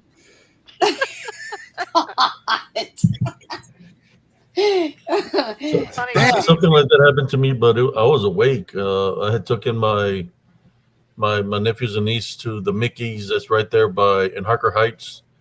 They sell like gizzards and stuff like that. But I Yeah. took them to get some Slurpees, and I told them to get in the vehicle. They got in the truck, and as I was walking out of the Mickey's, out of the air, just I seen something appear right in front of me, on top of me, and just fell to the ground. And I just hear like something rolling on the ground, and I looked. It was a 50-cent piece. Huh. Oh wow. So I That's picked pretty it up, and trippy. I'm looking at the 50-cent piece, and I'm looking like it just came out of thin air, you know. Wow. So I didn't know what it meant, but I grabbed it and I just put it in my wallet, and I left it there. I just don't know what happened to the 50-cent piece, because it was a long time ago. I was just keeping it to save That's it, cool. because it came out of thin air, just like out of nowhere, and just fell on the ground. Imagine that. Here's a uh, missile, and you all of a sudden you get like $1 million just fall and land right in front of you. Mm. That'll be crazy, right? But I mine just was say, just a 50 couple, cents. big nuggets of gold would work for me. Find them in a creek or something. I don't know. Yeah, it Gold's literally worth. like manifested out of nowhere, and it landed in front of me, and it spun around, and you know, I picked it up from the ground. It was a 50-cent piece, an old 50-cent piece. That's wow. cool. That's Hey. really pretty cool. Yeah, and Monica, yes, there are certain things that can happen when you astral project. That's why when you wake up and you come back, you pray, pray, pray, pray. Now, it's a known fact that some bad people, when they've done this for nefarious reasons, they've had their silver cord cut. And the silver cord is what keeps you attached to your body. If that silver cord gets cut, you don't come back. So Does it there mean are, you're dead? yes, Oh, Yeah, it's in Ecclesiastics. It's in the Bible, in the book of Ecclesiastes. It says, if ever the silver cord be loosed, then that's when you separate from your body. So yes. it's called a silver cord in the Bible. okay. I've had a few times, like waking up from the astral projecting, where it felt like something odd happened, and I was worried about that cord cutting thing. You know, personally, what I do is I feels like 24/7. I'm in my mind, in my heart. I'm always talking to the Father. He's like always on my mind, and I'm always asking for him to be a part of everything I do, and um, I'm always talking to Jesus. So that's how you exist in this world. I believe is they're the ones that are our protectors. So I mean, we can go out and help people, but we can only do it through their strength and their power, their abilities, through their gifts, So Right. it all God always gets all the glory and all the as far as um, it's always Him that makes it possible. We're just like we're here because, but we only do it because He gives us that ability to do that. And He helps us do that. Yeah, and Monica, I don't try to do it. Matter of fact, I am not one that can be awake and do anything. It happens when I lay down, in between that sleep state, and it usually only happens when I'm doing something to fix something that's wrong, or maybe deep down inside me, like I've been places to where there's people in my family that I haven't talked to in a long time. And I will go and I will see that they are there and see how they're doing. And then I come back. I when I first started doing that, I didn't even know what it was. I had to get with other people to find out what that was happening, because it was odd and very strange to me. Yeah, do you feel like it's weird being back in your body after that too? Like Um, you have to recalibrate yourself. yes, I slam back into my body every time, and then I have to sit there for a minute and look around to see where I'm at and touch things to make sure I'm home. Yes. I only had one incident where that I came out of my body. I was on the couch sleeping, came out of my body, and I in my spirit body walked to the back door and looked out the back door, and I saw UFOs crashing on the ground and ambulances. And this was all in the spirit. I saw this. It wasn't, I saw ambulances and police cars going to the UFO wrecks, and I'm like, what the heck? It kind of freaked me out. Like, what am I watching? And I walked back to the couch, and I sat down, tried to get back in my body, and I couldn't make the connection.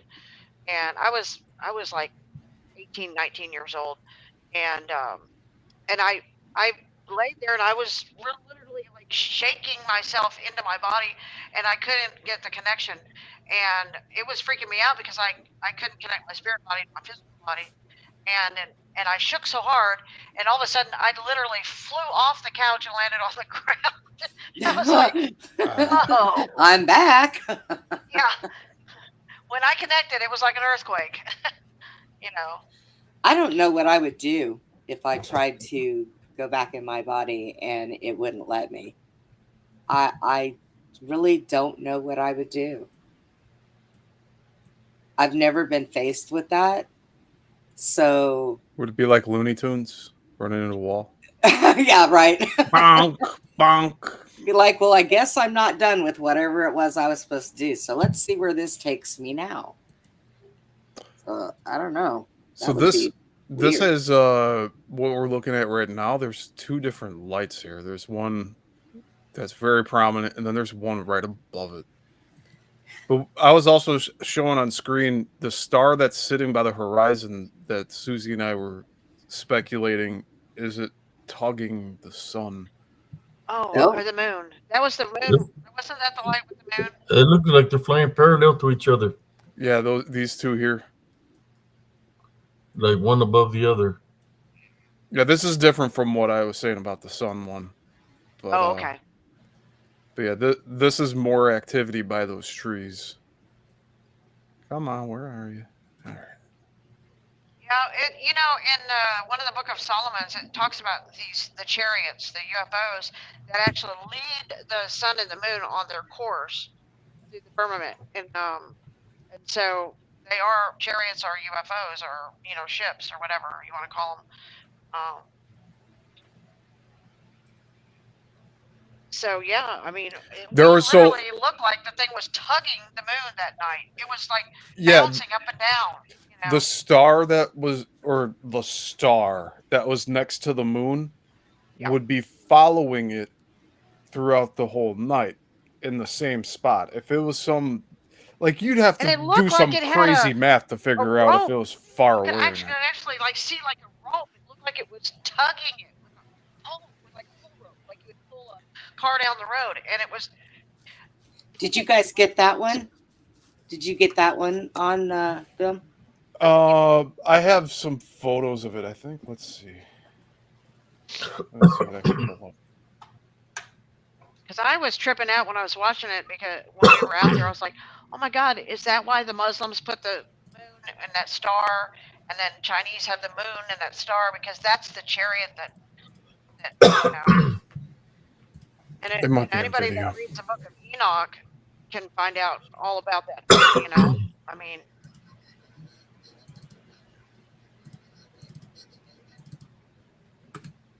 I'm trying my best here, everyone. No, Thanks you're for fine. bearing with me. You're fine. Brett was talking about he was floating around in his house, couldn't communicate with anybody. My wife woke me up because I was moving around into the bed, making moaning sounds Here and it couldn't is. talk. That's funny. So there's a little light that's right next to it. And a moon? Oh. You sure it's not something coming out of it? No, if you, it doesn't matter what night you go out, Brenda, there is a star that's always with the moon, always has been with the moon every single night. It travels with it. It's a very well-known, star that stays with the moon. But that night, you could literally see it bouncing, and it looked like the moon was bouncing. It was like it was stuck or something, like it was having trouble, and it was like trying to pull it, like it got stuck or something. There it is. Oh, I see it. And it was sitting there following the trajectory the entire night. And it was like on a tow rope or something, because you could literally see it bouncing, and the moon looked like it was bouncing back. Like it was weird. Like it was stuck. Maybe because in Enoch it says there's these tubes that the moon travels through. That's why we have different seasons, because they go into different tubes, and it's like a time lapse or time, shorter seasons, longer seasons, or whatever. But I don't know if maybe it got stuck in that tube, and that star was, or the chariot was pulling it, and was having some trouble, or what. Oh, I got it all in the same shot here. Okay, so we were looking at this one on the horizon because this was getting close to like 4:30 a.m. when the sun's supposed to be coming up, and there was this star also. I think that's the one that pulls the sun. Yeah. Yeah, like it's above it, and then the one with the moon is below it. There's a chariot that leads the sun and the moon, and and that's biblical. Might as well zoom in on it, right? Meh, why not? No, lost. Oh, there it is. I'm moving the camera around. Where'd it go? Where'd it go?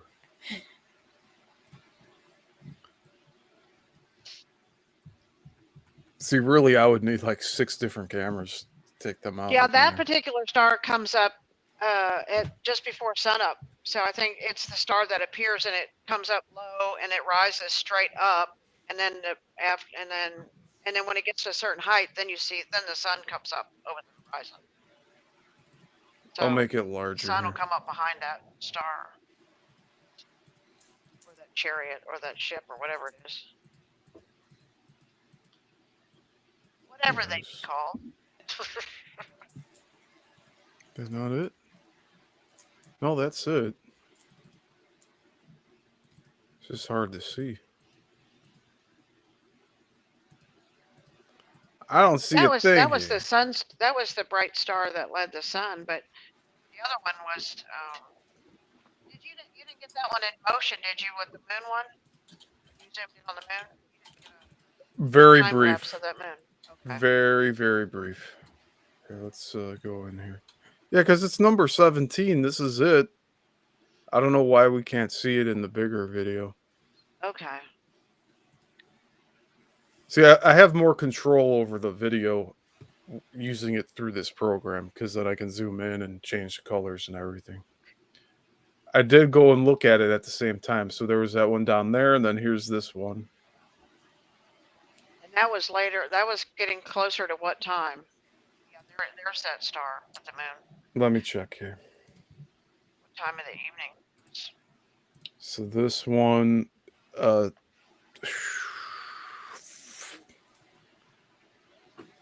5-ish. This one started at 4:04, but let me see the time code here.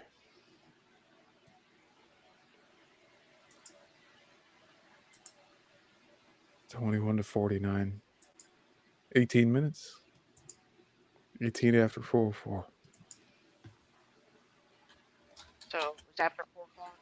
4:22. Okay.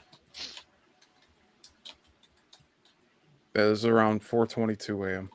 I'm not sure what time the sun came up. Like within that next hour. Okay. Because it was like 5:36. 5 something.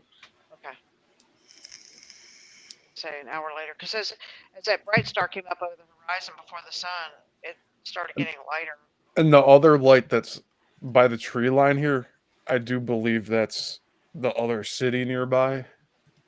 Yeah. So it's light pollution that we're seeing. But this is exactly where the sun comes up. And you said it was the town was named something after that star, you assume. Bright Star. Yeah, the town's called Bright Star. Wow. I think there's something to that with this, because there's the bright star. Yeah. I always thought that was kind of weird why they, who came up with that bright star, because that's where the bright star comes up. Before the sun comes up. And the sun would be the brightest light in the sky, right? The moon would be the second brightest.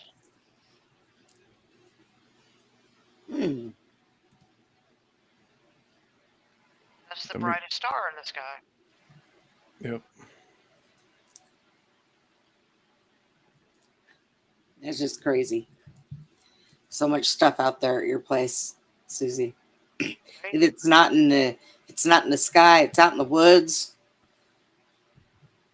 or the beavers are causing problems. Did you ever settle things with the beavers to get them to stop plugging up your stream? I don't know. We live with the beavers. People are like, you can trap them. They can relocate them. No, leave them alone. I got to exist with them. They're here. I'm on their property. I'm sure they have their good qualities, She says that until one day she's out there and a beaver chases her down and tries to bite her. No, they've never done that. But I watch them sometimes. Like I broke down on the tractor one day and I watched a beaver. He come out swimming around, smacking his tail, and swimming around, showing off. You know, he was huge, like huge. She gets Abe, she gets wild hogs out there too.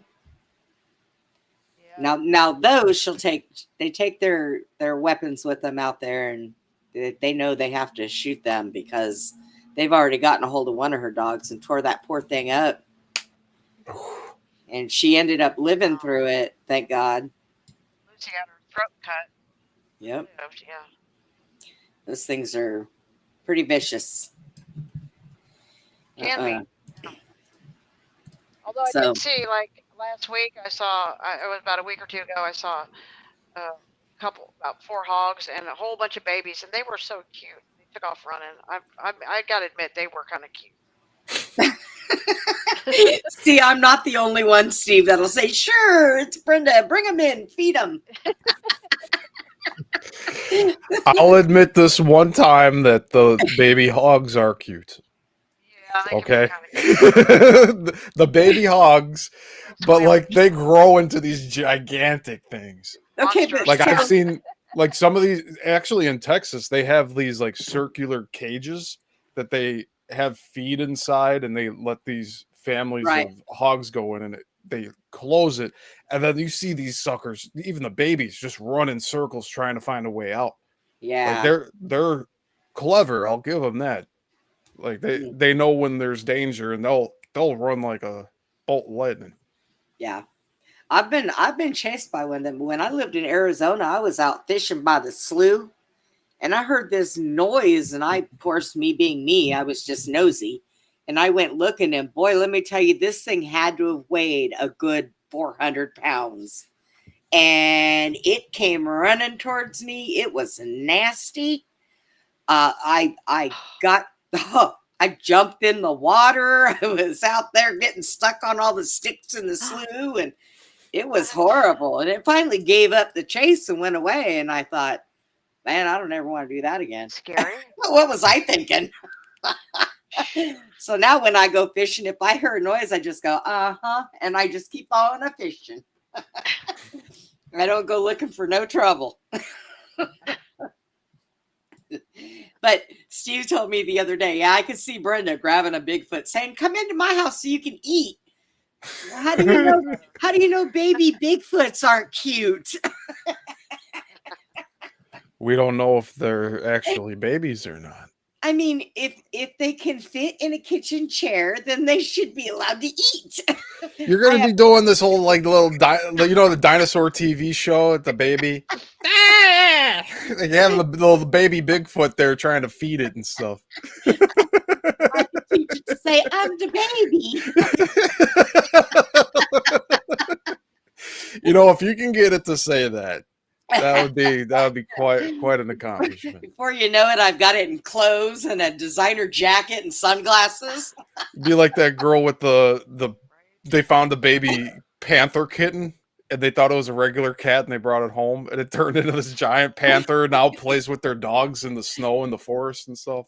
Look, when you live in Arizona, everything is legal to own in Arizona. And I used to live next door to a lady who had jaguars.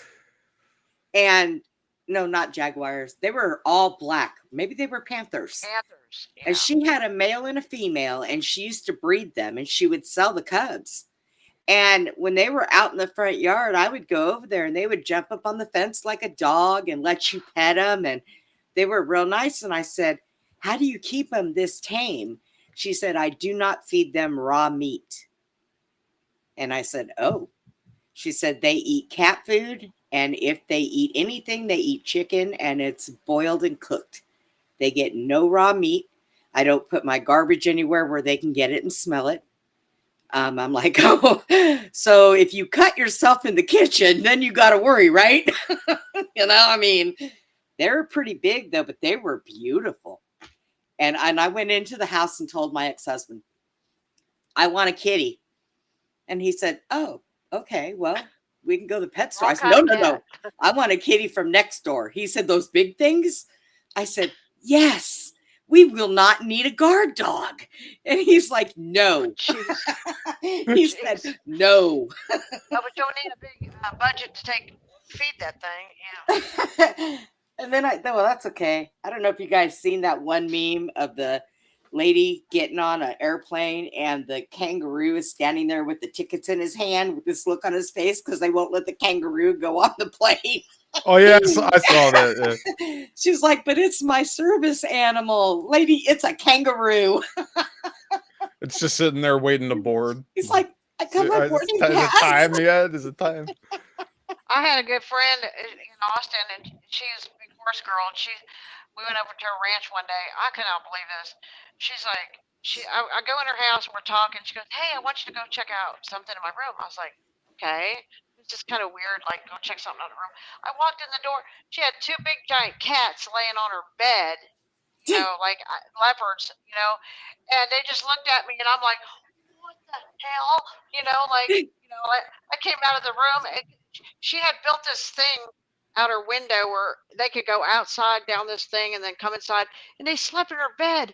And Yeah. she set me up, man. I go in there, and these giant cats, it freaked me out, but thank goodness they didn't like attack me or something. But I mean, people, I can't believe have pets like this, Brenda. Well, that lady that I knew that had the ones, she got them when they were really little, and they were from two separate litters, so they weren't brother and sister. And she planned on breeding them. I'm telling you, Arizona, you can own anything. If you can walk a wild hog on a frickin' leash, it's yours. Austin, Texas. Okay. All right, Norma, here you go. He's still alive. He's grumpy and grumpier, but he's still alive. He's going to be 2 years old in December. Oh. He loves you. Look at that. Are you a little brat? You want to see Miss Tina? Well, yeah, you do.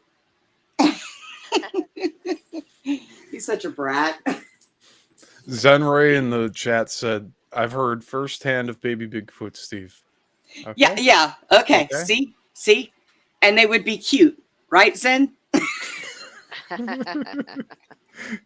I could send them to the groomers. Can you see me walking in with a baby Bigfoot to the groomers? Just trim him up a little bit and make him smell better. My groomer would be like, "Yeah, that's like $2,000, please." I don't know. Well, I mean, look, Abe, let's say you're walking through your woods and you see a baby Bigfoot and it's on the ground and it's hurt its leg and it's crying and it's asking you for help. What would you do? But Brenda. Wait, Susie. I gotta see what Abe's. What would you do? Would you try to help the poor little thing? Oh, you're muted. Oh, Abe, you're muted. Oh. My bad. There you go. I go. was coughing earlier. What would I do if it was a baby Bigfoot? Yeah, and he hurt his leg. I mean, I thought that if it was something real, yeah, help it out. I've thought about animals when I was in the army. Yeah. Like if a bird fell off a nest, baby bird, I'll make sure I put on my gloves and so I won't touch it. Because if they smell the scent of human, they ain't gonna want them. So I'll put them back in the nest so the wildlife wouldn't eat them. Yeah, I would help it if it was something that was real. Like I felt that animals. Like I got a picture when I went to the woods investigating, and I found a little dog, and I got him, carried him out of the woods, brought him home, gave him something to eat, gave him something to drink, and then I went and I found a home for him. Yeah. I took it went to the flea market, and I just had it there, free dog to anybody, and family came and grabbed them, and I didn't ask for nothing. They took him to a family of 3. So the little girl liked the dog and took him. It's a little puppy, but somebody left him out there in the woods, and if he would have spent the night there, he wouldn't have made it. Right. Because the critters would have got him. And I mean, at some point in time, you got to distinguish the difference between something that's small, that's hurt, and something that's big that can hurt you. Now, I remember one night I was coming home from the clubs. It was like 3:30 in the morning. And I pulled up in my yard and I seen something in my yard, and I was living out in the country. And I wasn't sure what it was at first, but it was a decent size, so I thought it was a dog. I went to go get out of my car and I looked again, and it was a cub. And I know that bear cubs do not go that far away from their mama. So I shut my door quietly. I got back in my car. I shut my door quietly and I sat there. And I waited and waited. And then after about an hour and a half, I guess mommy yelled because the cub stood up and went like this and took off running. But the minute that thing got out of my yard and was gone, I went running in the house. I'm standing at the door going, because I know that if that cub was in my yard and there was nothing wrong with him and he was playing, and that mama They was be not they far be using them behind. as bait.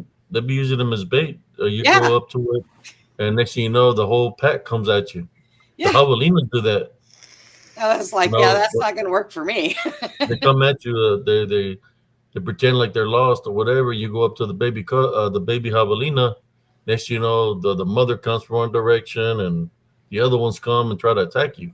Yeah, So yeah. you got to be careful. I wouldn't fall for that. But then again, when you think about it, if it's Like big, an injured animal, I've helped the dogs that got hit by a car and stuff like that. Animals, I've helped them right? heal and stuff like that. But I don't know. It depends how big the Bigfoot is. I mean, if this Bigfoot is that's bigger than me and stuff, it's like, yeah, I don't know about that one. Yeah, that might be a little rough. But I mean, just a little tyke, just a little tyke. Yeah, Laying that's there. what I don't understand. I mean, but there is videos nowadays on YouTube where you got people. There's a guy dressed as a Bigfoot, and the daughter and the son are dressed like little Bigfoots. They're running around in the pack as a family. But Do you know who Barb Hartman is? Abe, who? Barb Hartman. Yes. I had her on the show one day, and she got some video from her backyard, and I'm watching this video, and everything else in this video was perfectly fine. Like you could see it crystal clear, except for the two little blotches that were moving in her yard. Cloaking, huh? The cloaking. Yeah, like they were. Some people say that it's hard for people to get really good shots of Bigfoot because they're on a different dimension. Like they're on like a 5D dimension where our stuff will only capture 3D. Our pictures, Well, I our think cameras, that what a lot have of you. people think, Brenda, that they're spiritual, very, very highly evolved spiritually. Like they can read your mind, they can do these things. Yeah, well, they definitely can do that. And then we've got what's her face who, since her dad brought her home from the hospital, she has had she calls them a family of them on her property. I'll be right back, yo. Okay, out in Kentucky, and there's like a whole family of them there. And then, they've been there. She inherited the land after her dad passed away, and she won't give that land up because they're there. A lot of people want to know where she's at. She won't give out an address because she doesn't want people going there and doing anything. So a friend of mine started dating her, and he went out there one night with her, and she didn't tell him about this stuff at all. So they're out there by the lake at night, and they were being watched, and he was like, "What is that?" And he's looking, and he looks again. He looks back at her, and he said, "Is that a Bigfoot?" And she said, "Shh, just sit here." He'd come back from visiting her, and he'd get on the phone with me right away. And because he didn't have his phone, she told him, "Don't take your phones. Don't take anything with you. We're just going out there to go relax." Man, he got on there and he called me, "I seen a Bigfoot. There was a Bigfoot. I seen a Bigfoot." And he was like beside himself. And so they're mysterious. I've heard some are really bad, but I've heard for the most part, some of them, Just like a UFO. they're Very good mysterious. because if you leave them alone and you don't have any ill intent towards them, because apparently they can read your mind, and you don't have any ill intent towards them, that they won't harm you, if you're not out there searching for them and looking for them, when they throw rocks at people or when they knock on trees, they're doing it to get you away from them. Yeah. You know, And if they show themselves to you, it's most times Trust. they already know you're there, and they can be Right. walking like they don't see you, but they already know they're revealing themselves to you. And she's grown up with them. She knows they're there. She says there's a female that is out during the day that watches the property. Her dogs will go off with the Bigfoot and come back later. You know, she has no qualms with them, but there has been quite a few people that have had problems with them. Well, you have problems with them because what is your intent? Are you going to hurt them? You going to shoot at them? You going to, they'll know automatically. So, but I think that if I seen a baby Bigfoot and it was hurt, I might be standoffish just to see what all's going to happen. Check around, I wouldn't let anything else hurt it. I would have to chase something away. We have bobcats, we have all that stuff out here. So, I wouldn't let anything hurt the poor little thing if it's wounded. But yes, Steve, I would take it to the groomer. I'd get it a bath and I would feed it and call it George. I don't know. George. Is there a way to tell if it's a female Bigfoot or a male Bigfoot? I mean, what do? Lift their hair? I'll just tell you, don't have it. I'm a male or I'm a female. I'm not sure how to tell. Get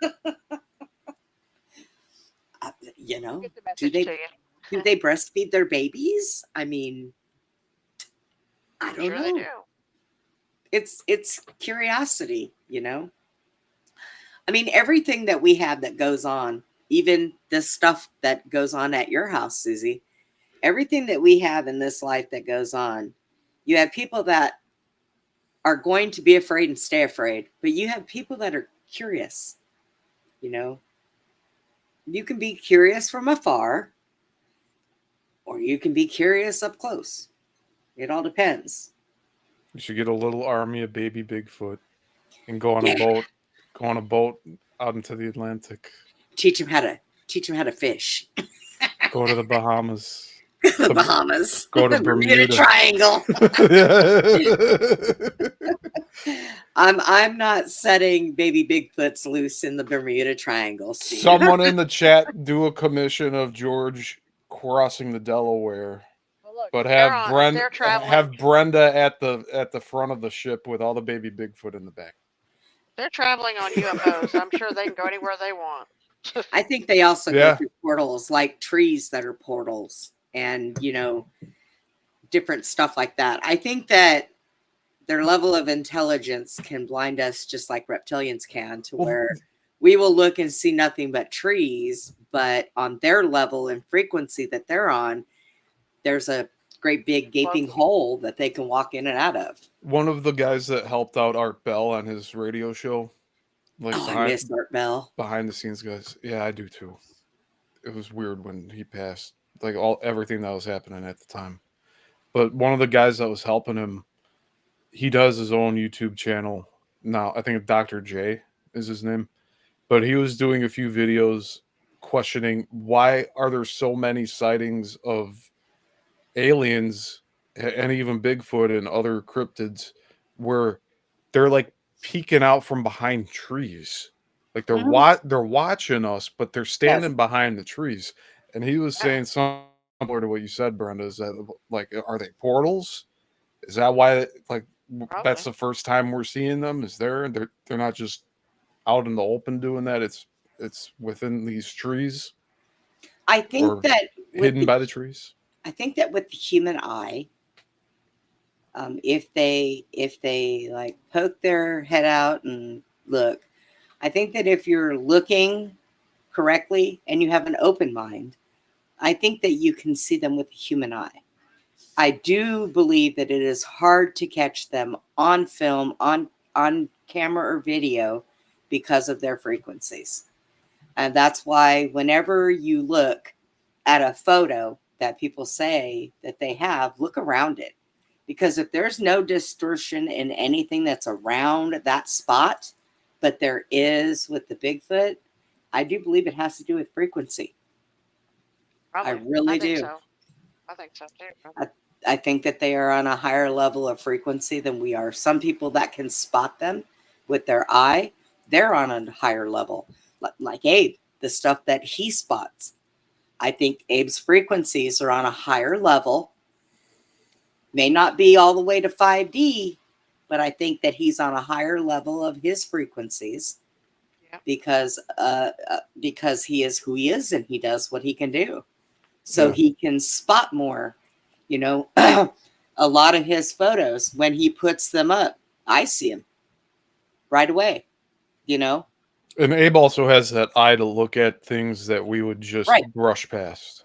Yes. So And there's that. but there are some people that may just join his shows and try to look at these photos and go, well, I'm not seeing what you're saying. Well, that's because you're not open-minded enough and you're not looking at that dimension.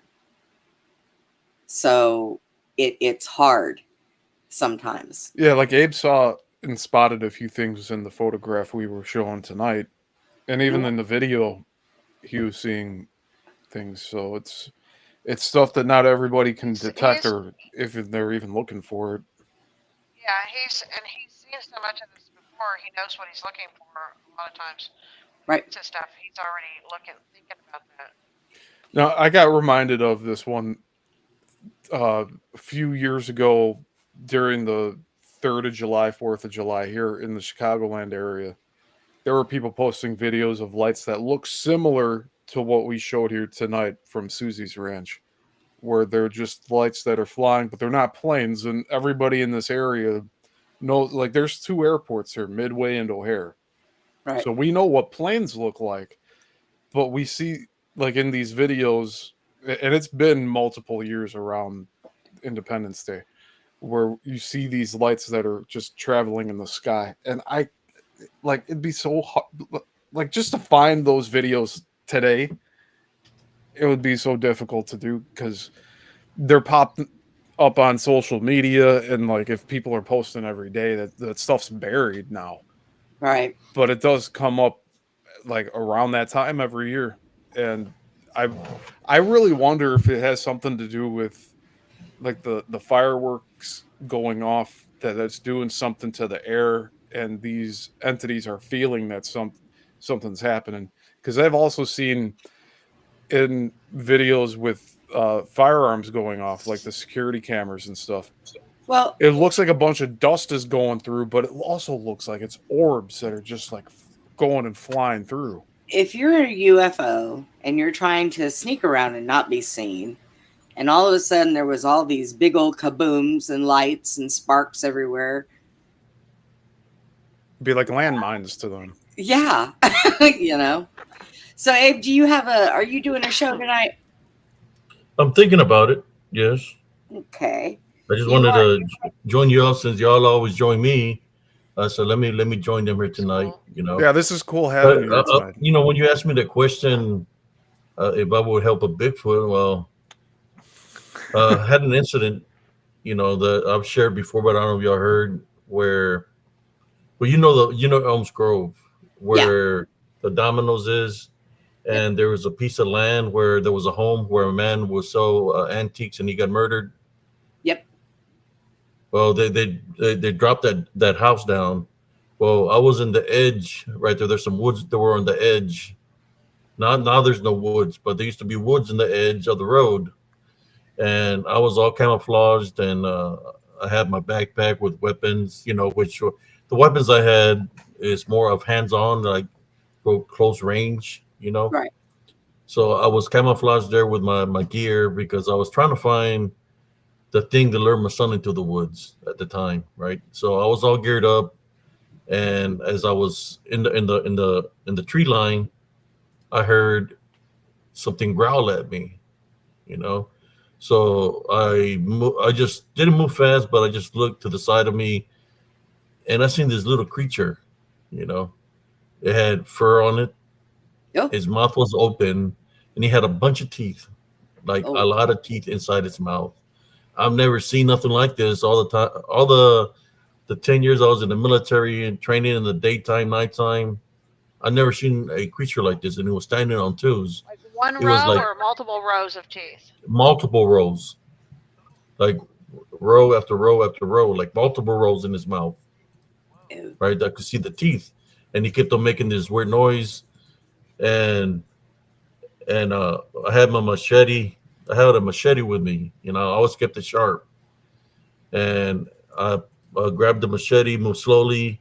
As I started pulling the machete, I had it up in the air ready. I was fixing to strike it on the head. The little thing started crying.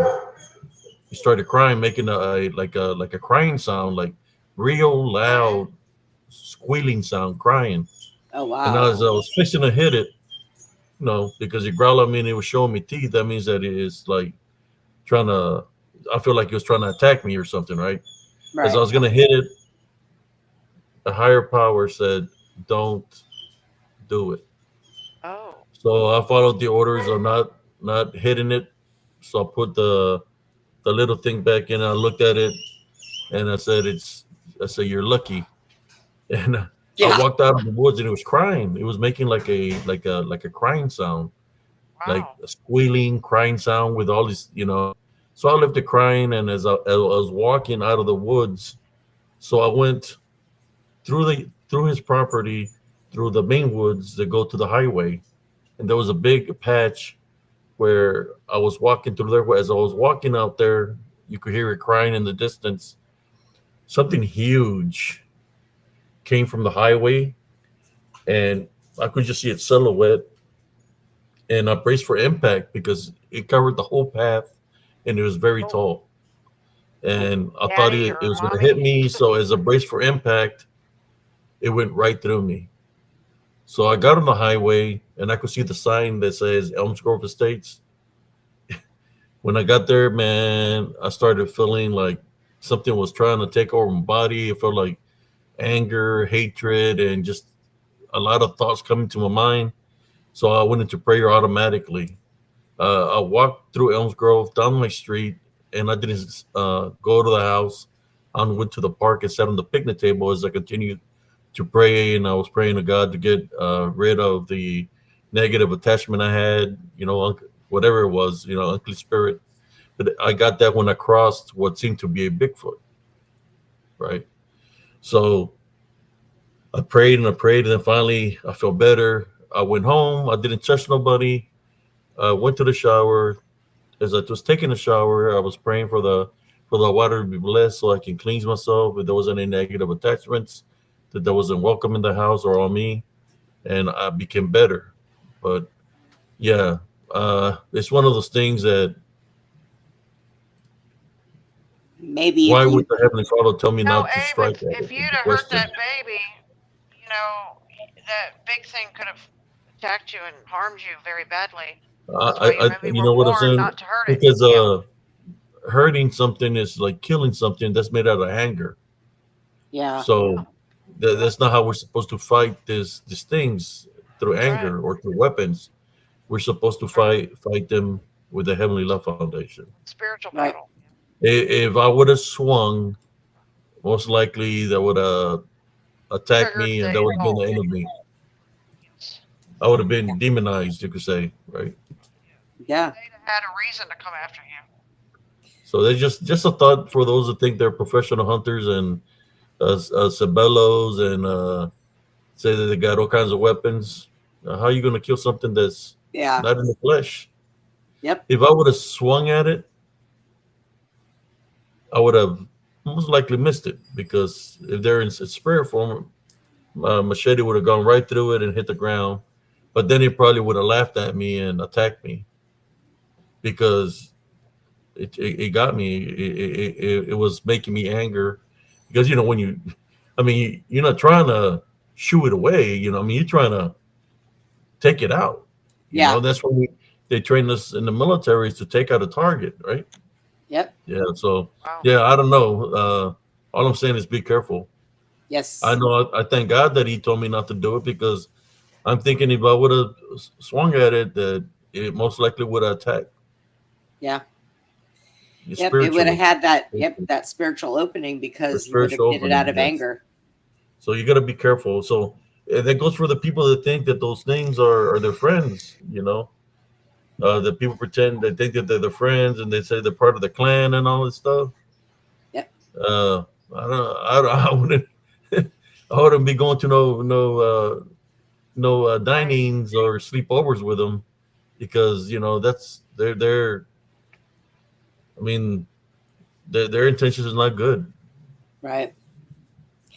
Well, we're going to go ahead and wrap it up. Abe, you want to tell everybody where to find you? Yeah, so y'all can find me on Spiritual Encrypted Encounters on YouTube. I go live on Restream and sometimes we have open mic nights where I put a link so people can jump on and if they got any kind of stories they want to share spiritual or cryptid, they're more than welcome. You can also find me Spiritual Encrypted Encounters on Facebook. Uh, I do have a site called Positive Spiritualist, which is my old site, and you can find my short reels on TikTok under ApeCS 895. All right.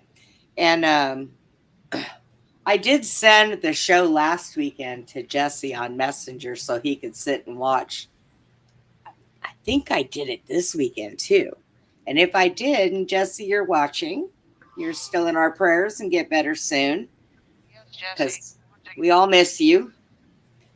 So, Jesus' name. yes. Yes. But I've changed since way back then, sister, to now. I'm a whole different person. I got that military. I mean, the military is always going to be with me, but I don't think that way. I mean, as you can see, I got rebel here. I give them treats. I pet them. So, Yeah. you got to treat animals with love, just like you would treat one another, Yep. Yeah. The animals know. Animals know who's good and who's bad. They can tell. Yeah. It's like my neighbor. My dog hates him. And my dog doesn't hate anybody. But he does not like that man. He snaps at him if the guy tries to touch him. And he's not like that. So it's kind Sure. of really weird. He was only like that with one other person. And that person was out at Susie's, used to live there, and she's gone now. But other than that, he has never been like that with anybody. He's like that with other dogs because, he's a Chihuahua. He thinks he's 10 foot tall and bulletproof. He thinks he can take on Susie's 20 dogs out there at her property. I don't know what he's Wow. but but all Thank you right, for having me guys. on, Sister Brenda, Hey, thank you for coming Brother on. Stephen, and Thanks for Sister coming Susie. on. Thank Yeah, you. this is great showing been all this fun. tonight. Yeah. Yes, it's And been talking. fun. Appreciate your So, input. Yeah. yeah. And we'll be watching to see if you start a show, then we'll come over there. Let me see what Just time like is it we right always now. do. Yeah, Right now maybe I'll it start is one at 12 or so. I don't know. We'll see. Because it's 11 Good show last night. it's Yeah. 11:46. Yeah, they All went right. for like 7 hours last night, guys. I didn't stay the whole Yeah, I time, know. but when I was there, it was all good. Yeah. But maybe that's a good topic to start with what we're talking about at the end here about.